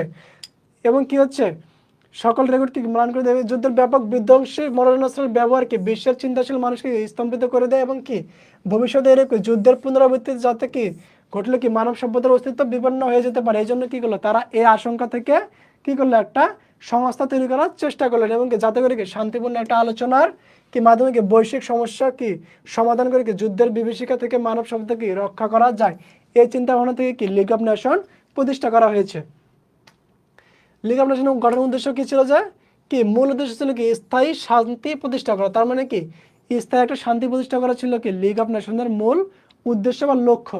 তাহলে সদস্য রাষ্ট্রগুলোর কি রাজনৈতিক সীমানাকে অক্ষুণ্ণ রাখা, তারপরে কি একে অপরকে আক্রমণ করতে কি নিরুৎসাহিত করা, তারপরে কি কোনো সদস্য রাষ্ট্রে কি অপর রাষ্ট্র কর্তৃক আক্রমণ হলো কি সমবেতভাবে কি আক্রমণ রাষ্ট্রকে কি সহায়তা করা, তারপরে কি সংখ্যালঘু সমস্যা, তারপরে কি ম্যান্ডেট ইত্যাদি বিষয়কে আলোচনার মাধ্যমে কি সমাধান করা কি এই লীগের প্রধান উদ্দেশ্যগুলো ছিল। তাহলে এগুলো ছিল কি মোটামুটি এই লিগ অফ নেশনস কি গঠনের পিছনে কিছু উদ্দেশ্য। তারপর কি লিগ অফ নেশনসের কি গঠন, তাহলে গঠনটা কিভাবে হলো দেখো। লিগ অফ নেশন কি দুটি শক্তিশালী অঙ্গ ছিল, একটা কি কাউন্সিল এবং অপরটি সাধারণ পরিষদ। তাহলে দুইটা অংশ ছিল, একটা কি কাউন্সিল আর একটা হচ্ছে কি সাধারণ পরিষদ বা কি জেনারেল অ্যাসেম্বলি। বিশ্ব শক্তি স্তরে কি 5টা রাষ্ট্র যেমন কি ব্রিটেন, যুক্তরাষ্ট্র, ফ্রান্স, ইতালি এবং কি জাপান এই কাউন্সিলের কি স্থায়ী সদস্য মনোনীত হয়। এছাড়া এই পরিষদে কি 4টা অস্থায়ী সদস্য ছিল এবং কি কংগ্রেস অনুমোদন না করে কি শেষ পর্যন্ত কি যুক্তরাষ্ট্র কি এই কাউন্সিলে যোগদান করতে পারেনি। ফলে কি 4টা স্থায়ী সদস্য নিয়ে কি লিগ অফ নেশন কাউন্সিল কি গঠিত হয়। তাহলে 4টা কি কি ছিল, তাহলে যুক্তরাষ্ট্র কাটা গেলে কি কি ছিল, ফ্রান্স, ইতালি, জাপান এবং কি ব্রিটেন, এই 4টা দেশ মিলে কি করলো এই কাউন্সিল গঠিত হয়। তার মানে কি লিগ অফ নেশনের কাউন্সিল গঠিত হয় কি 4টা স্থায়ী সদস্য নিয়ে। তাহলে এই কাউন্সিলের কি এখতিয়ারের মধ্যে কি কি ছিল, যে এক কি ছিল লীগের সদস্যকে রাষ্ট্রগুলোকে আক্রমণের হাত থেকে রক্ষা করা। তারপরে কি সদস্য রাষ্ট্রগুলোর মধ্যে কি রাজনৈতিক কোনো কি বিরোধ দেখা দিলে তা কি আলোচনার মাধ্যমে মীমাংসা করা হবে। তারপর কি ছিল আন্তর্জাতিক কি নিরস্ত্রীকরণের জন্য কি পরিকল্পনা প্রণয়ন। তারপর কি সংখ্যালঘু সমস্যার সমাধানে কি সিদ্ধান্ত নেওয়া। তারপর কি ম্যান্ডেট সংক্রান্ত কি বিষয়াবলী কি সমাধান দেওয়া। তারপর কি লিগ অফ নেশনস এর কি সচিবালয়ের কর্মকর্তা এবং কি কর্মচারীরা কি হবে নিয়োগ দেয় ইত্যাদি। তাহলে এগুলো ছিল কি বেশ কিছু শর্ত লিগ অফ নেশনের। এখন দেখো বিশ্ব রাজনীতির প্রেক্ষাপটে কি লিগ অফ নেশনের গুরুত্ব। এটা কি অ্যালান্ড দ্বীপপুঞ্জ কি সংক্রান্ত বিরোধ। তার মানে কি এই যে লিগ অফ নেশন কি বেশ কিছু কার্যক্রম পরিচালনা করে, সেই কার্যক্রমগুলো কি কি ছিল, যে অ্যালান্ড দ্বীপপুঞ্জ সংক্রান্ত যে সমস্যা ছিল সেটা কি বিরোধটা নিষ্পন্ন করে। তারপরে কি সাইলেশিয়া সংকট সমাধান। তারপরে কি তুরস্ক এবং কি ইরাকের মধ্যকার কি সীমানা বিরোধ নিষ্পন্ন হয়। তারপরে কি করফু সংকট নিষ্পন্ন হয়। তারপরে কি গ্রিস বুলগেরিয়ার মধ্যে যে বিরোধ ছিল সেগুলো নিষ্পন্ন করা। তারপরে কি পোল্যান্ড লিথুয়ানিয়ার মধ্যে যে সংকট ছিল এই জিনিসগুলো কি হয়েছিল এই লিগ অফ নেশনের মাধ্যমে সম্পন্ন করা হয়। তাহলে প্রথম বিশ্বযুদ্ধের ভয়াবহতা বুঝতে পারছো, এটা তো আলোচনা করার কিছু নয়, সবাই জানো কি যে প্রথম বিশ্বযুদ্ধের ফলে কি হয়েছিল ত্রিপক্ষীয় আত্মহত্যার সদস্য ছিল কি ইংল্যান্ড, ফ্রান্স এবং কি মার্কিন যুক্তরাষ্ট্রের মধ্যে শক্তিশালী দেশগুলো কি অন্যদিকে অক্ষ শক্তি। তাহলে দেখো মিত্র শক্তি আর অক্ষ শক্তি এই দুটো জিনিস কিন্তু মনে রাখতে হবে। তাহলে অক্ষ শক্তি কারা ছিল, অক্ষ শক্তি কি ছিল জার্মানি, অস্ট্রিয়া এবং কি তুরস্ক। আর মিত্র শক্তিতে কারা ছিল, এই দুটো জিনিস মনে রাখতে হবে, অক্ষ শক্তি আর হচ্ছে মিত্র শক্তি। তাহলে মিত্র শক্তিতে ছিল কি, মিত্র শক্তিতে ছিল কি ইংল্যান্ড, ফ্রান্স এবং কি মার্কিন যুক্তরাষ্ট্রের সাথে কি ছিল রাশিয়া ছিল। আর অক্ষ শক্তিতে কারা ছিল জার্মানি, অস্ট্রিয়া এবং তুরস্ক। তাহলে এই জিনিসগুলো মনে রাখতে হবে, অক্ষ শক্তি আর হচ্ছে কি মিত্র শক্তি। তাহলে তৃতীয় অধ্যায় কি এই জিনিসগুলো ছিল। তাহলে এই জিনিসগুলো পড়লে সহজে কি সৃজনশীল প্রশ্ন আমি কি এমসিকিউ উত্তরগুলো তোমরা করতে পারো। আমি শুধু তোমাদেরকে মূল পয়েন্টগুলো আলোচনা করলাম।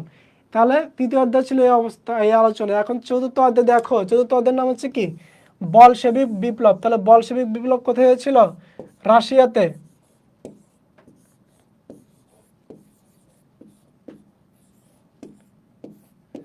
তাহলে রাশিয়াতে কি হয়েছিল, রাশিয়াতে হয়েছিল কি বলশেবিক বিপ্লব।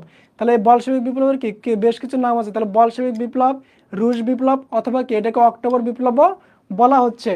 তাহলে দেখো বলশেবিক বিপ্লবটা দেখো মোটামুটি কি এই বলশেবিক বিপ্লবটা মোটামুটি কি ছিল, বলশেবিক বিপ্লব এবং হচ্ছে কি বলশেবিক বিপ্লবকে তুলনা করা হচ্ছে কার সাথে, তোমার হচ্ছে কি ফ্রান্সে কি ছিল ফরাসি বিপ্লব। তাহলে ফরাসি বিপ্লবটা যেমন ঘটেছিল ঠিক তেমনই কি এই রুশ বিপ্লব বা কি বলশেবিক বিপ্লবটাও ঘটেছিল। তাহলে ফরাসি বিপ্লবের পেছনে যে কারণগুলো ছিল সেই কারণগুলোর মধ্যে কি এই রুশ বিপ্লব বা কি বলশেবিক বিপ্লবের কারণগুলো ছিল। ফরাসি বিপ্লবে যেমন কি ছিল যে সবসময় কি হচ্ছিল যে নিচু শ্রেণীর লোকরা কি বিভিন্ন অন্যায় অত্যাচারের শিকার হতো এবং কি একসময় ফরাসি বিপ্লবের মাধ্যমে কি হয়েছিল নিম্ন শ্রেণীর লোকগুলো তারা কি শাসন ক্ষমতা দখল করে। ঠিক তেমনি এই বলশেবিক বিপ্লবে কিন্তু কি হয়েছিল রাশিয়ার যে নিচু বর্ণের যে লোকজন ছিল বা নিচু বা কি যে নিচু মানের যে লোকগুলো ছিল তারা কি করেছিল, তারা মিলে একটা কি শাসনতন্ত্র তৈরি করে। তার মানে কি রাশিয়ার শাসনভার কি তাদের হাতে চলে যায়। তাহলে রুশ বিপ্লব বা ফরাসি বিপ্লব এবং কি তোমার হচ্ছে কি ফরাসি বিপ্লবের সাথে তুলনা করা যাচ্ছে কি এই বলশেবিক বিপ্লবকে একত্র করা যায়। তাহলে দেখো বিশ্ব থেকে শুরু থেকে কি বিশ্বের ইতিহাসে কি সংঘটিত প্রধান দুটি ঘটনার মধ্যে কি একটা হলো কি প্রথম বিশ্বযুদ্ধ, আরেকটা কি ছিল রাশিয়ার কি বলশেবিক বিপ্লব। তাহলে বলশেবিক বিপ্লব এবং কি রুশ তোমার হচ্ছে কি প্রথম বিশ্বযুদ্ধ কি একই সময় ঘটেছে। তাহলে রুশ বিপ্লব বা বলশেবিক বিপ্লব কত সালে সংগঠিত হয়? 1917 সালে সংগঠিত হয়েছিল কি প্রথম বিশ্বযুদ্ধ চলাকালীন সময়টাতে। বলশেবিক বিপ্লবের মাধ্যমে কি ছিল? ইতিহাসে কি প্রথমবারের মতো কি শ্রমিক এবং কি কৃষক শ্রেণী কি রাষ্ট্র ক্ষমতা দখল করে। ঠিক কোথায় দেখা যায় এই জিনিসটা? এই জিনিসটা দেখা গিয়েছিল কি ফরাসি বিপ্লবেও দেখা গিয়েছিল। তাহলে ফরাসি বিপ্লবের মতো কি এর রুশ বিপ্লবে কি শ্রমিক এবং কি কৃষক শ্রেণী রাষ্ট্র ক্ষমতা দখল করে এবং কি সর্বহারা কি একনায়ত্ব প্রতিষ্ঠা করা হয়। এবং কি 1917 সালে কি অক্টোবর মাসে কি এই বিপ্লব সংগঠিত হওয়ার ফলে কি এটাকে অক্টোবর বিপ্লবও বলা হয়ে থাকে। এই বিপ্লব সংগঠিত হওয়ার এটাকে কি রুশ বিপ্লবও বলা হয়, যেহেতু এটা কি রাশিয়ায় সংগঠিত হয়েছিল। তাহলে এটার নাম কয়টা? রুশ বিপ্লব, অক্টোবর বিপ্লব এবং কি আরেকটা কি বলা হচ্ছে? বলশেবিক বিপ্লব। তাহলে এই তিনটা নামে এটাকে অভিহিত করা হচ্ছে। এখন দেখো বলশেবিক বিপ্লবের কি কিছু কারণ, তাহলে সেখানে কি কিছু সামাজিক কারণ ছিল, কিছু রাজনৈতিক কারণ ছিল এবং কি কিছু অর্থনৈতিক কারণ ছিল। ঠিক কিসের মতো? ফরাসি বিপ্লবের মতোই কিছু কারণ ছিল। কারণ কি এই যে নিচু বর্ণের যে শ্রমিক এবং কি কৃষক শ্রেণী ছিল তারা কি সবসময় নিপীড়িত নির্যাতনের শিকার হয়। তারা কি এখান থেকে বের হয়ে আসার জন্য কি তারা এই যে অভিজাত শ্রেণীর বিরুদ্ধে কি তারা কি একটা আন্দোলন ঘোষণা করে বা বিপ্লব ঘোষণা করে এবং কি এর ফলে কি হচ্ছে তারা এই যে শ্রমিক শ্রেণী এবং কি কৃষক শ্রেণী রাশিয়ার কি শাসনভার বা শাসন ক্ষমতা কি দখল করেছিল। তাহলে দেখো তখন কি ছিল? মোটামুটি দুইটা শ্রেণী ছিল, একটা কি অভিজাত শ্রেণী আরেকটা কি ভূমিহীন শ্রেণী। ঠিক দেখো এইটা আলোচনা এই যে ফরাসি বিপ্লব আর ফরাসি বিপ্লবের সাথে কিন্তু এই রুশ বিপ্লব বা বলশেবিক বিপ্লবের অনেক মিল আছে, দুইটা কিন্তু প্রায় সেমই। তাহলে দেখো রাশিয়া তখন কি দুইটা শ্রেণী ছিল, একটা কি অভিজাত আর একটা কি ভূমিহীন। তাহলে এই দুইটা শ্রেণী তখন লক্ষ্য করা গিয়েছিল। 19 শতকের শেষ দিকে কি এক সামাজিক পরিসংখ্যানে কি দেখা যায় কি রাশিয়া থেকে প্রতি 1000 মানুষের মধ্যে কি মাত্র 17 জন অভিজাত। তাহলে প্রতি হাজারে কি 17 জন অভিজাত শ্রেণী আর বাকিরা কি ছিল? ভূমিহীন। তাহলে দেখো ভূমিহীনের পরিমাণটা কতটা। তাহলে 1000 জনের মধ্যে কি মাত্র 17 জন ছিল কি অভিজাত শ্রেণী আর বাকি কি 987 জন কি ছিল? 987 জন কি ছিল? ভূমিহীন। তাহলে দেখো ভূমিহীনদের সংখ্যাটা কি ছিল? অনেক বেশি ছিল।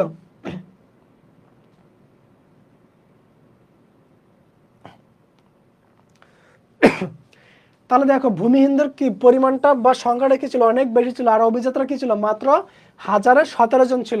তখন কি দেশটির সব জমি ছিল কি রাজ পরিবার এবং কি সামন্ত অভিজাত শ্রেণীর দখলে। তার মানে কি এই ভূমিহীনরা কোনো কিছুই পেত না, সবকিছু থেকে কি তারা বঞ্চিত ছিল। সমস্ত সম্পদ কাদের কাছে ছিল? রাজ পরিবারের কাছে এবং কি সামন্ত অভিজাতদের কাছে ছিল।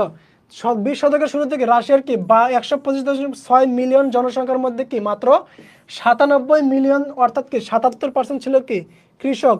তাহলে দেখো 77% ছিল কি কৃষক ছিল। আর দেশের মোট উৎপাদনের কি প্রায় 50% আসতো কি কৃষি থেকে। অথচ কি জমির উপর কি এই কৃষকের কি কোনো মালিকানা ছিল না। তাহলে দেখো রাশিয়ার প্রায় কি 50% অর্থ আসতো কোথা থেকে? এই কৃষি থেকে আসতো। এবং কৃষকের সংখ্যা ছিল কি জনসংখ্যার 70%। কিন্তু এরপরে কি হচ্ছে? কৃষকরা কোনো ধরনের কি সুযোগ সুবিধা পেত না। তাদেরকে কি করা হয়েছে? তাদের মধ্যে একটা বৈষম্য তৈরি করা হয়েছিল। এর ফলে কি হচ্ছে? কৃষক শ্রেণী এবং শ্রমিক শ্রেণী কি করলো? যে তারা অভিজাতদের বিরুদ্ধে কি একটা আন্দোলন শুরু করলো যে না এইভাবে আর কখনো চলতে পারে না। তারা কি তাদের অধিকার বা তাদেরকে স্বাধীনতা ফিরিয়ে পেতে চায়। এর ফলে কি হয়েছিল? এই বলশেবিক বিপ্লবটা শুরু হয়। এখন দেখো অর্থনৈতিক অবস্থা। তাহলে অর্থনৈতিক অবস্থাটা বুঝতে পারছো কি হয়েছিল? প্রথম এবং দ্বিতীয় শতকে রাশিয়ার অর্থনৈতিক চরম সংকটাপন্ন ছিল, যার দ্বিতীয় আলেকজান্ডার। তাহলে এই যে দেখো জার্মান রাশিয়ার রাজাদের কি বলা হতো? জার বলা হতো। রাশিয়ার রাজাদের বলা হতো কি? রাশিয়ার রাজা বা সম্রাটদের বলা হতো কি জার। তাহলে এই যে দ্বিতীয় যার নাম কি ছিল? তার নাম ছিল কি আলেকজান্ডার। কত 1861 সালে কি ভূমিদাস প্রথাকে রহিত করে। তাহলে ভূমিদাস প্রথা রহিত করা হয় কত সালে? 1861 সালে কি জার আলেকজান্ডার দ্বিতীয় আলেকজান্ডার করলো কি সামন্ততান্ত্রিক কি ব্যবস্থা 20 শতকের প্রথম দশক পর্যন্ত কি চালু ছিল। তাহলে এই যে ভূমিদাস প্রথাকে রহিত করার ফলেও কি ছিল? 20 শতকের প্রথম দিক পর্যন্ত কি এই জিনিসটা অব্যাহত ছিল। এবং কি হয়েছিল? তারও অপর পর কি স্টেপিলিন কি করলো? ভূমি সংস্কার চালু হলে কি কুলাক বা জোরদার শ্রমিক কি জমিদার শ্রেণীকে উদ্ভব হয়। তাহলে সেটাকে কি বলা হচ্ছে? কুলাক বা জোরদার বা যেটাকে কি বলা হচ্ছে জমিদার শ্রেণীর উদ্ভব হয়েছিল। ফলে কি জমির মূল্য কি বহুগুণে কি বৃদ্ধি পায়। প্রান্তিক কৃষকরা কি জমির ভালো মূল্য পেয়ে কি করলো? জমি বিক্রি করে এবং কি ভূমিহীন কৃষকে কি পরিণত হয়। তার মানে কি এই যে প্রান্তিক যে কৃষকরা ছিল তারা কি করলো, জমির পরিমাণ দাম কি বেড়ে যাওয়ার ফলে কি তারা সমস্ত ভূমি কি বিক্রি করে দেয়, কিসের জন্য, টাকার জন্য বিক্রি করে দেয়, এবং কি সবকিছু বিক্রি করে দিয়ে কি তারা ভূমিহীন কৃষকে পরিণত হয়। এদিকে কি উচ্চ মূল্যের জন্য কি সাধারণ কৃষকরা কি করছিল, এই জমি কি কিনতে পারতো না, ফলে কি সমস্ত জমি কারা কিন্তু অভিজাত শ্রেণীর লোকেরা সমস্ত জমি কিনে নিয়েছিল। ফলে কি হচ্ছে, গ্রামাঞ্চলে কি কৃষকদের জমি কি ভূস্বামীদের নিয়ন্ত্রণে কি চলে আসে। এক হিসেবে কি দেখা যায়, রাশিয়ার কি 1.5% লোকের হাতে কি 25% কি ভূমির মালিকানা চলে যায়। তাহলে সমস্ত ভূমির মালিক কারা হয়ে যায়, সামন্ত প্রভুরা ভূমির মালিক হয়ে যায়, কিংবা কি অভিজাত শ্রেণীরা ভূমির মালিক হয়ে যায়। আর সাধারণ কৃষকরা কি হয়েছিল, ভূমিহীনে পরিণত হয়েছিল। তাহলে বিপ্লব পূর্বক রাশিয়ার রাজনৈতিক অবস্থা। এখন দেখো অর্থনৈতিক অবস্থা তো বুঝতে পারছো, যেহেতু কি কৃষকদের হাতে কোনো জমি নেই, তার মানে কি অর্থনৈতিক অবস্থা কি একদম নিম্নমানের হয়ে গিয়েছিল। এখন রাজনৈতিক অবস্থা দেখো, 19 শতকের শেষ ভাগের পূর্ব পর্যন্ত কি রাশিয়ার ভারতকে জারতন্ত্রকে নিষ্পেষণমূলক কি শাসনের কারণে কি রাজনৈতিক চেতনাকে বিকাশ ঘটতে পারেনি। তাহলে এদের রাশিয়ার যে জারতন্ত্র ছিল, যার শাসকরা ছিল, তারা কি নিষ্পেষণমূলক কি একটা শাসন তৈরি করেছিল, যার ফলে কি হচ্ছে, তখন কি রাজনৈতিক চেতনাকে বিকাশ করতে পারেনি। মধ্যবিত্ত শ্রেণীর অনুপস্থিতি এবং কি ভূমিহীন বা ভূমিদাসদের কি চরম আর্থিক দুরবস্থা এবং কি অভিজাততন্ত্রের কি দাপট এখানে কি কোনো রাজনৈতিক বিকাশ ঘটাতে দেয়নি। মাঝে মধ্যে কি হচ্ছিল, কৃষক বিদ্রোহ ঘটলেও কি তা ব্যাপকভাবে সংগঠিত হতে পারে না। তার মানে কি এই যে রাজনৈতিক ক্ষেত্রে কি ভূমিহীন বা কৃষকরা কি ছিল, পিছিয়ে পড়েছিল। কাদের কারণে, এই যে সামন্ত প্রভু এবং কি অভিজাত শ্রেণীদের কি চাপের মাধ্যমে কারণে কি হয়েছিল, এই কৃষকরা কোনো আন্দোলন করতে পারে নাই। 19 শতকে কি যার বিরুদ্ধে অনেকগুলো কি গুপ্ত সমিতি কি গঠন হয়। এদের মধ্যে দুইটা গুপ্ত সন্ত্রাসী সংগঠন বিশেষভাবে বললো যে একটা কি নিহিলিজম, এটা মনে রাখতে হবে, নিহিলিজম। আরেকটা কি নারদনিক আন্দোলন বা আরেকটা কি নিহিলিজম। এই দুইটা কি গুপ্ত সমিতি গঠন করা হয়। রুশ শব্দ নারদ মানে কি জনগণ, তাহলে নারদ মানে হচ্ছে কি জনগণ। এটা মনে রাখবে, পরীক্ষা কিন্তু আসে যে নারদ শব্দের অর্থ কি, তাহলে নারদ শব্দের অর্থ কি জনগণ, আর নারদ হচ্ছে কি একটা রুশ শব্দ। এখন দেখো এই যে ফরাসি বিপ্লবের মতো, ফরাসি বিপ্লবে কি বেশ কিছু দার্শনিকের অবদান ছিল, ঠিক তেমনই কি এর রুশ বিপ্লব বা বলশেভিক বিপ্লবে কি বেশ কিছু দার্শনিকের অবদান ছিল। তার মধ্যে কি এর ফরাসি রুশ বিপ্লবের যে প্রধান দার্শনিক ছিল তার নাম কি ছিল, তার নাম ছিল লেনিন। এখন দেখো রুশ বিপ্লব কি দার্শনিকদের অবদান, তাহলে বিপ্লবে কি জনকে আগে প্রয়োজন জনগণের মনে কি বিপ্লবের জন্য কি প্রণোদনা সৃষ্টি করা। তার মানে কি কোনো বিপ্লব সংগঠিত হওয়ার জন্য কি প্রথমে দরকার কি সেই দেশের জনগণের মধ্যে কি বিপ্লব তৈরি করার কি একটা মনোভাব তৈরি করা। ঠিক সেই মনোভাবটা তৈরি করেছিল কারা, এই দার্শনিকরা সেই মনোভাবটা তৈরি করেছিল। জনগণের মনে কি কোনো বিপ্লবের কি আদর্শের বীজ যথাযথভাবে কি রোপণ করতে না পারলে কি আনুষ্ঠানিকভাবে কি আন্দোলন সংগঠিত হতে পারে না, বা সংগ্রামের মাধ্যমে কি বিপ্লব সংগঠিত হয় না। তাহলে ফরাসি বিপ্লবের সময় কি দেখা গেছে কি ফ্রান্সের লেখক, তারপর কি দার্শনিক এবং অধ্যাপক বৃন্দ কি গুরুত্বপূর্ণ দায়িত্ব পালন করেছিল।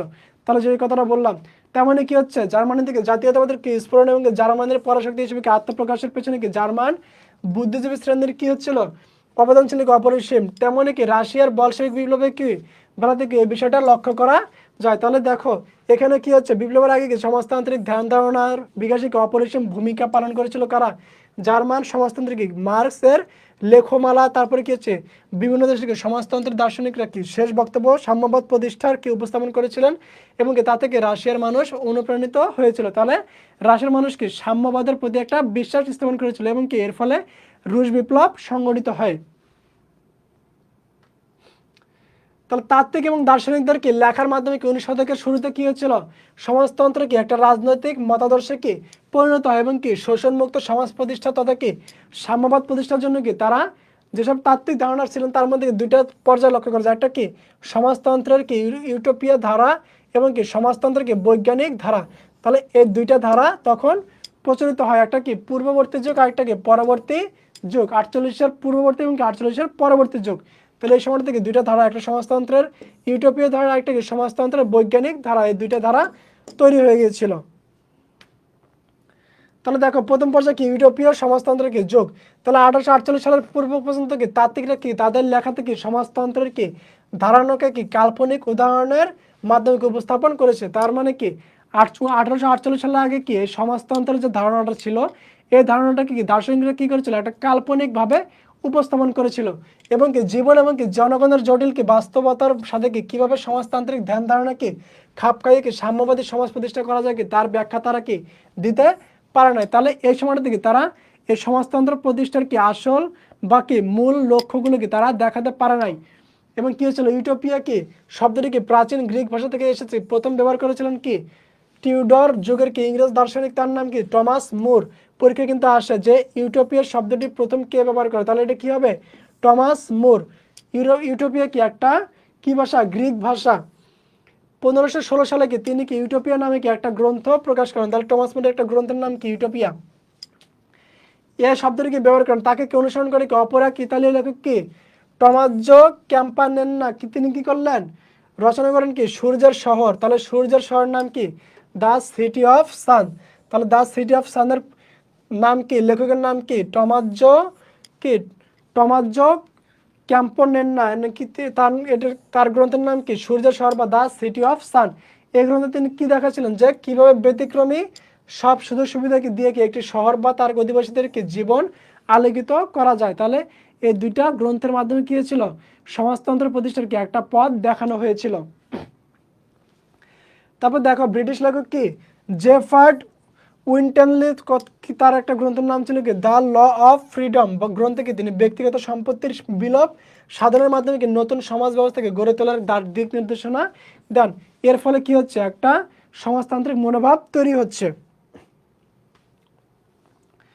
এখন দেখো লেনিন এবং কি বলশেবিক বিপ্লব। তাহলে লেনিন কি ছিল এই বলশেবিক বিপ্লবের কি মূল দার্শনিক ছিল। তিনি কি করলেন ল্যাটিন এবং কি দ্য বলশেবিক রিভলিউশন কি ভ্লাদিমির ইলিচ কি উইলিয়ানভ লেনিন ছিলেন কি একজন স্থানীয় কি স্কুল পরিদর্শকের সন্তান। তিনি কত 1870 সালে কি 22 এপ্রিল রাশিয়ার কি সিমবিরস্ক জন্মস্থানে কি স্থানে জন্মগ্রহণ করেন। তিনি প্রথমে কি ছিলেন সিমবিরস্ক কি জিমনেশিয়ামে কি লেখাপড়া করেন এবং কি লেনিনের বড় ভাইয়ের নাম কি ছিল আলেকজান্ডার উইলিয়ানভ। তাহলে বড় ভাইয়ের নাম ছিল কি আলেকজান্ডার উইলিয়ানভ ছিল কি একজন সন্ত্রাসবাদী কি গ্রুপের নেতা। তার মানে এই যে তার ভাই বড় ভাইয়ের নাম কি ছিল এই যে আলেকজান্ডার উইলিয়ানভ, ইনি কি ছিলেন সন্ত্রাসবাদী একটা গ্রুপের নেতা ছিলেন। এই যে যেহেতু তিনি কি একটা সন্ত্রাস গ্রুপের নেতা, ফলে কি হচ্ছে যার তৃতীয় কি আলেকজান্ডারকে কি হত্যা করতে কি ব্যর্থ হয়, লেনিনের ভাইকে কি যখনই অপরাধে কি ফাঁসি দেওয়া হয় তখন তিনি কি মাত্র 17 বছরের কি একজন কিশোর।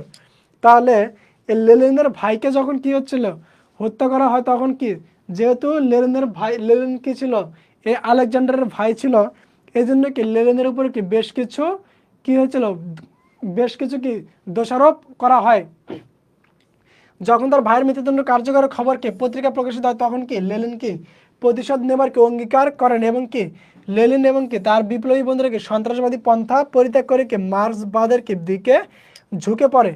তাহলে দেখো তাহলে এই যে লেনিন কি করতে চেয়েছিল যে তার ভাইয়ের কি মিথ্যা দোষারোপের মাধ্যমে কি তার ভাইকে যে হত্যা করা হলো সেই হত্যার কি প্রতিশোধ নেওয়ার জন্য তিনি একটা মনস্থির করেন এবং কি তিনি কি করলেন সন্ত্রাসবাদী পন্থা পরিত্যাগ করে কি তিনি কি করলেন মার্ক্সবাদের দিকে অগ্রসর হয় বা ঝুঁকে পড়ে। তাহলে তিনি কি মার্ক্সবাদটাকে গ্রহণ করে।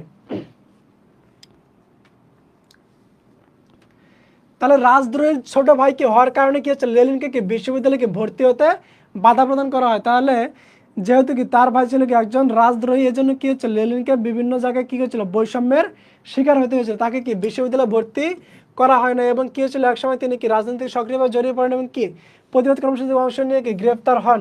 তাহলে এবং কি পুলিশ অফিসার তাকে কি প্রশ্ন করেন কি তুমি কেন বিদ্রোহ করছো হে যুবক, তুমি তো জানো যে কি তোমার কি সামনে একটি কি দেয়াল আছে। লেনিন তখন কি বলেছিল যে দেয়ালটি কম্পমান, অর্থাৎ কি কেউ ধাক্কা দিলে কি পড়ে যাবে, তার মানে কি তার মনে একটা সাহস ছিল।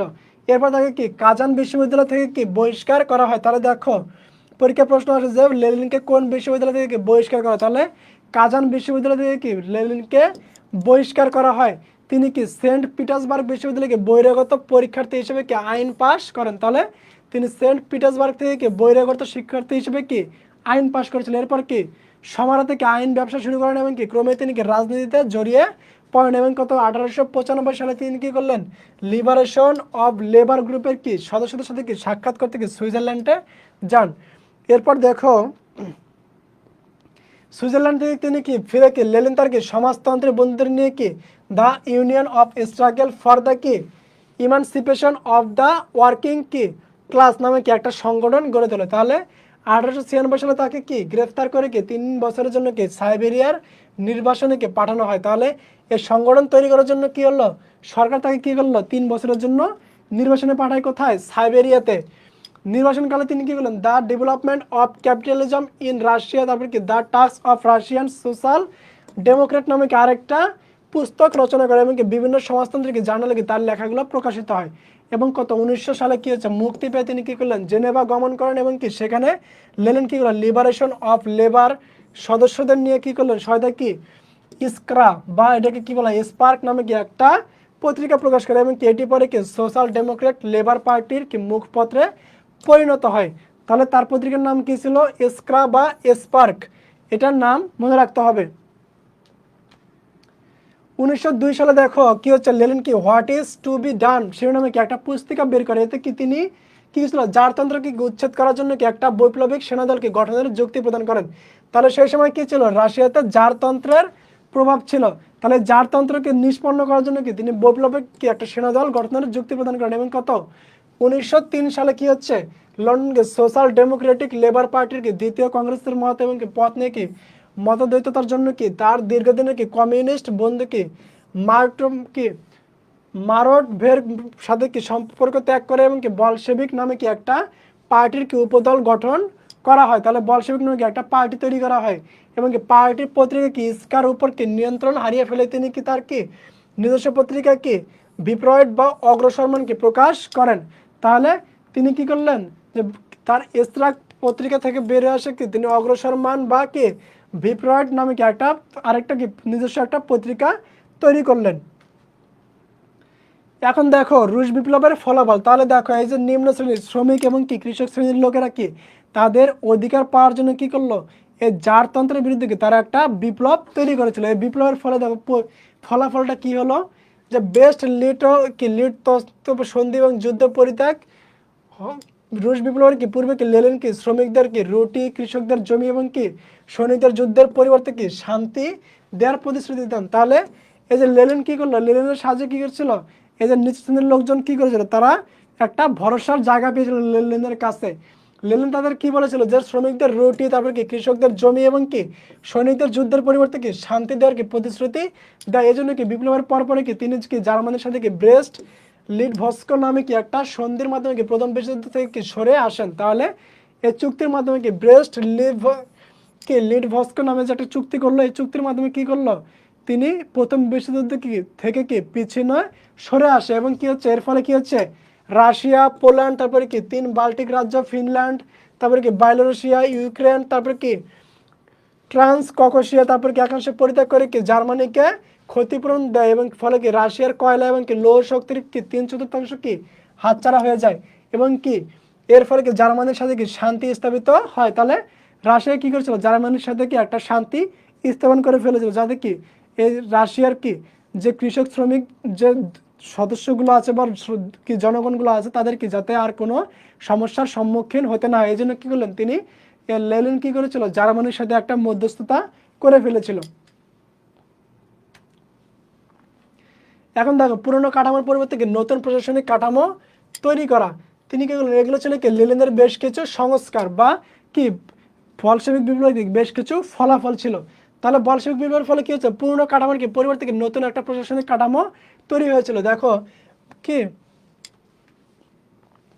তাহলে রুশ বিপ্লবের ফলে কি হয়েছিল, পুরনো প্রশাসনিক এবং রাজনৈতিক কাঠামো ভেঙে দেওয়া এবং কি ডুমা বা সংবিধান। তাহলে ডুমাকে কি বলা হচ্ছে, সংবিধান সভা এবং কি জারের আমলের সিনেট ভেঙে দেওয়া হয় এবং কি মস্কো এবং কি পেট্রোগ্রাদের কি মিউনিসিপ্যালিটি ভেঙে দেওয়া হয় এবং কি জেলা পরিষদগুলোকে ভেঙে দেওয়া হয়।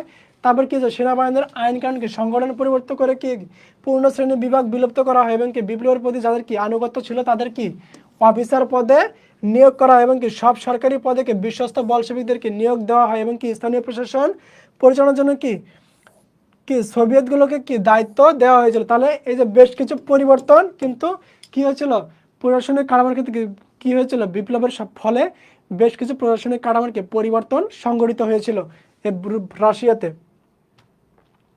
এবং কি হয়েছিল, ধর্মীয় সংস্কার। তাহলে ধর্মীয় সংস্কার দেখো রাশিয়ার কি গির্জাকে কি রাষ্ট্র থেকে কি সম্পূর্ণ পৃথক করে কি ধর্মনিরপেক্ষতাকে কি রাষ্ট্রীয় মূলনীতি হিসাবে গ্রহণ করা হয় এবং কি গির্জার সম্পত্তিগুলোকে কি জাতীয়করণ করা হয় এবং কি গির্জার কাছ থেকে কি রাষ্ট্র বিবাহদান এবং কি বিবাহ বিচ্ছেদের কি ক্ষমতা গ্রহণ করে এবং কি গির্জার পাদ্রীরা কি বেতনভুক্ত কর্মচারীতে পরিণত হয়। ঠিক এই জিনিসগুলো কিন্তু ফরাসি বিপ্লবে কিন্তু দেখা গিয়েছিল। তাহলে ফরাসি বিপ্লব এবং কি রুশ বিপ্লব প্রায় কি একই রকম। এরপরে দেখো কি সমাজতন্ত্র প্রতিষ্ঠা। তাহলে এই যে ফরাসি বিপ্লব কি রুশ বিপ্লবের ফলে কি হচ্ছে, রাশিয়াতে একটা সমাজতন্ত্র প্রতিষ্ঠা হচ্ছে।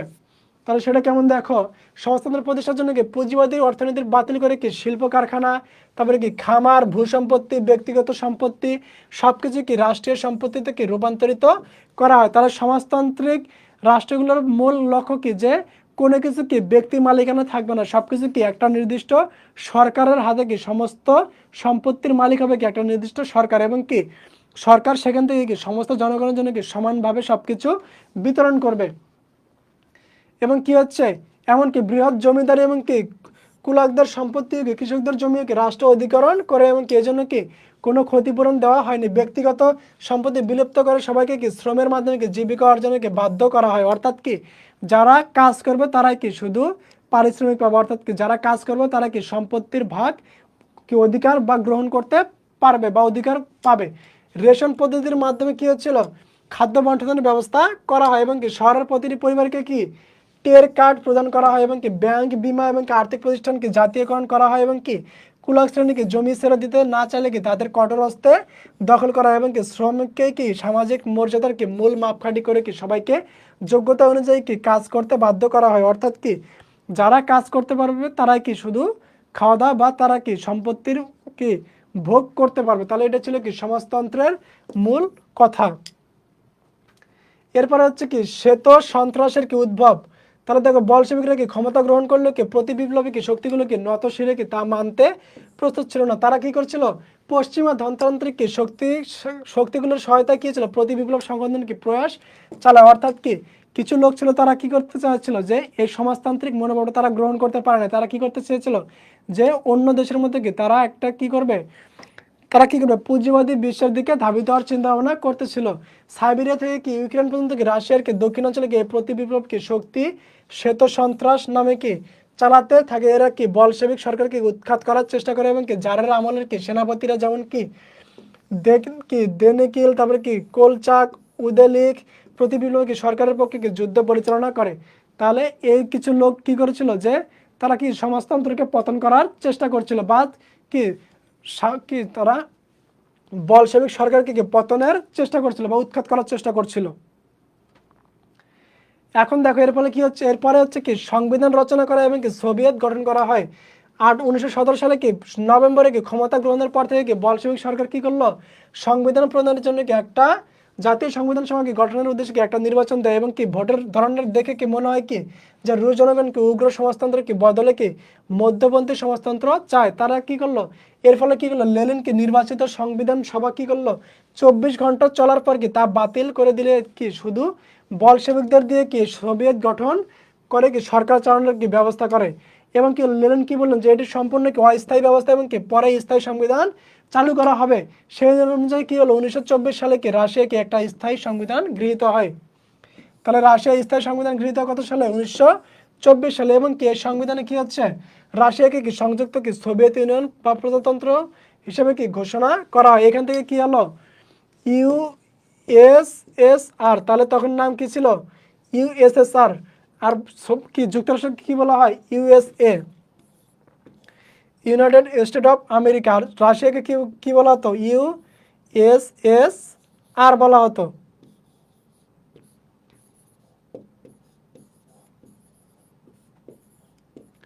এটা হচ্ছে রাশিয়া আর এটা হচ্ছে কি যুক্তরাষ্ট্র।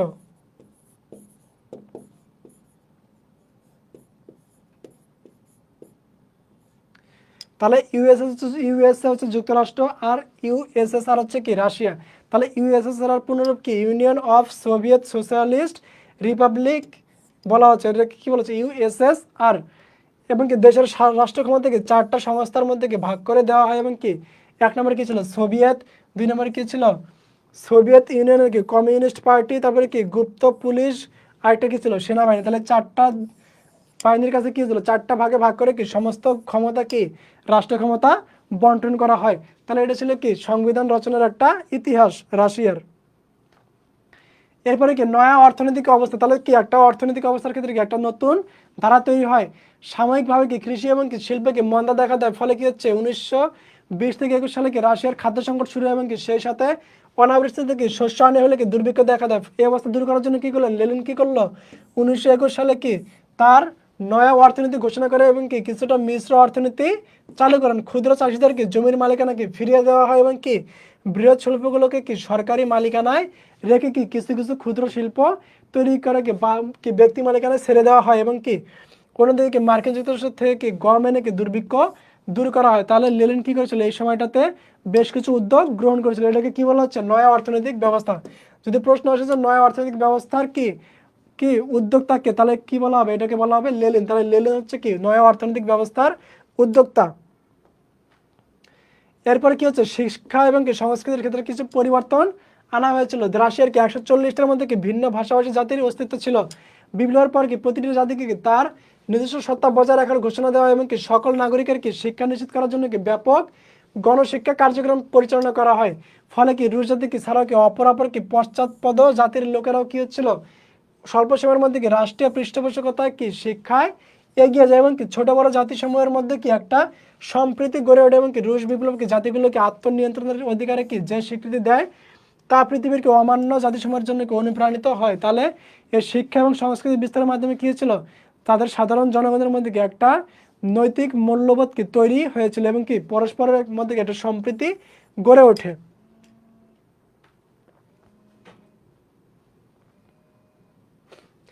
তাহলে দেখো এখন আন্তর্জাতিক প্রতিক্রিয়া, তাহলে রুশ বিপ্লবের ফলে আন্তর্জাতিক প্রতিক্রিয়াটা কি ছিল যে রুশ বিপ্লব কি এশিয়া আফ্রিকা এবং কি ল্যাটিন আমেরিকার কি পরাধীন দেশগুলোতে কি ব্যাপক প্রতিক্রিয়া সৃষ্টি করে এবং কি বলশেভিক বিপ্লবের মাধ্যমে কি অনুপ্রাণিত হয়ে কি কোনো কোনো দেশের জনগণ কি করেছিল স্বাধীনতা ও আত্মনিয়ন্ত্রণের জন্য কি লড়াই শুরু করে। তাহলে এই রুশ বিপ্লবের মতো কি অন্যান্য দেশগুলো কি এই রুশ বিপ্লবের প্রতি কি একটা আকৃষ্ট হয় এবং কি তারাও স্বাধীনতা চাওয়ার চেষ্টা করে এবং কি অন্যদিকে উন্নত ধনীবাদী দেশগুলোকে সমাজতন্ত্রের উত্থান রোধ করার জন্য কি পুঁজিবাদী দেশগুলোকে কি সর্বশক্তি নিয়োগ করে। তাহলে বেশ কিছু দেশ ছিল তারা কি করছিল এই সমাজতন্ত্রের বিরুদ্ধে কি করলো পুঁজিবাদী একটা কিছু রাষ্ট্র তৈরি করলো এবং কি এর ফলে কি ফ্যাসিবাদের উত্থান ঘটে। তাহলে এই যে পুঁজিবাদী শক্তিগুলো কি পুঁজিবাদী ধারার চিন্তা ভাবনার ধারণার কারণে কি হচ্ছিল ফ্যাসিবাদের উদ্ভব হয়। এর হাত ধরে কি দ্বিতীয় বিশ্বযুদ্ধকে পৃথিবীকে ধ্বংসস্তূপে পরিণত করে। তাহলে দ্বিতীয় বিশ্বযুদ্ধ ঘটনার কারণ কি ছিল এই সমাজতান্ত্রিক রাষ্ট্রগুলোর বিরুদ্ধে কি পুঁজিবাদী রাষ্ট্রের উদ্ভব ছিল কি দ্বিতীয় বিশ্বযুদ্ধের কারণ ছিল। রুশ বিপ্লব কি সমাজতান্ত্রিক চেতনায় কি সাম্যবাদী সমাজ প্রতিষ্ঠার লক্ষ্যে কি বিশ্বের প্রথম সফল বিপ্লব। তাহলে সাম্যবাদী সমাজ প্রতিষ্ঠার জন্য কি রুশ বিপ্লব ছিল কি প্রথম একটা সফল বিপ্লব ছিল। তাহলে এগুলো ছিল কি প্রজাতান্ত্রিক প্রতিক্রিয়া। তাহলে এখন দেখো তাহলে এই ছিল কি চতুর্থ অধ্যায়ের রুশ বিপ্লবের আলোচনা বা বলশেভিক বিপ্লবের আলোচনা।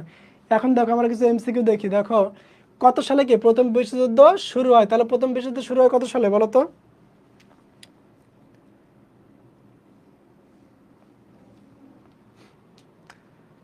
আচ্ছা দেখো আজকে তোমাদের বাসার কাজ দেবো, সেটা হচ্ছে কি যে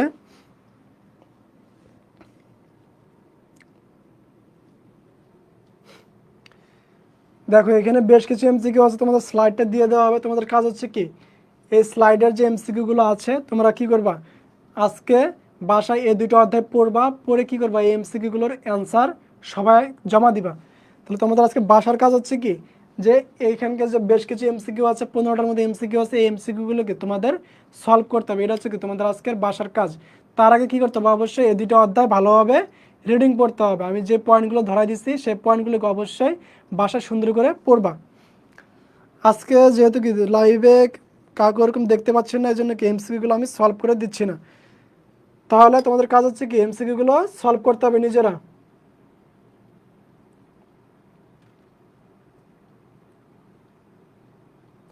তাহলে এমসিকিউগুলো নিজেরা সলভ করবা।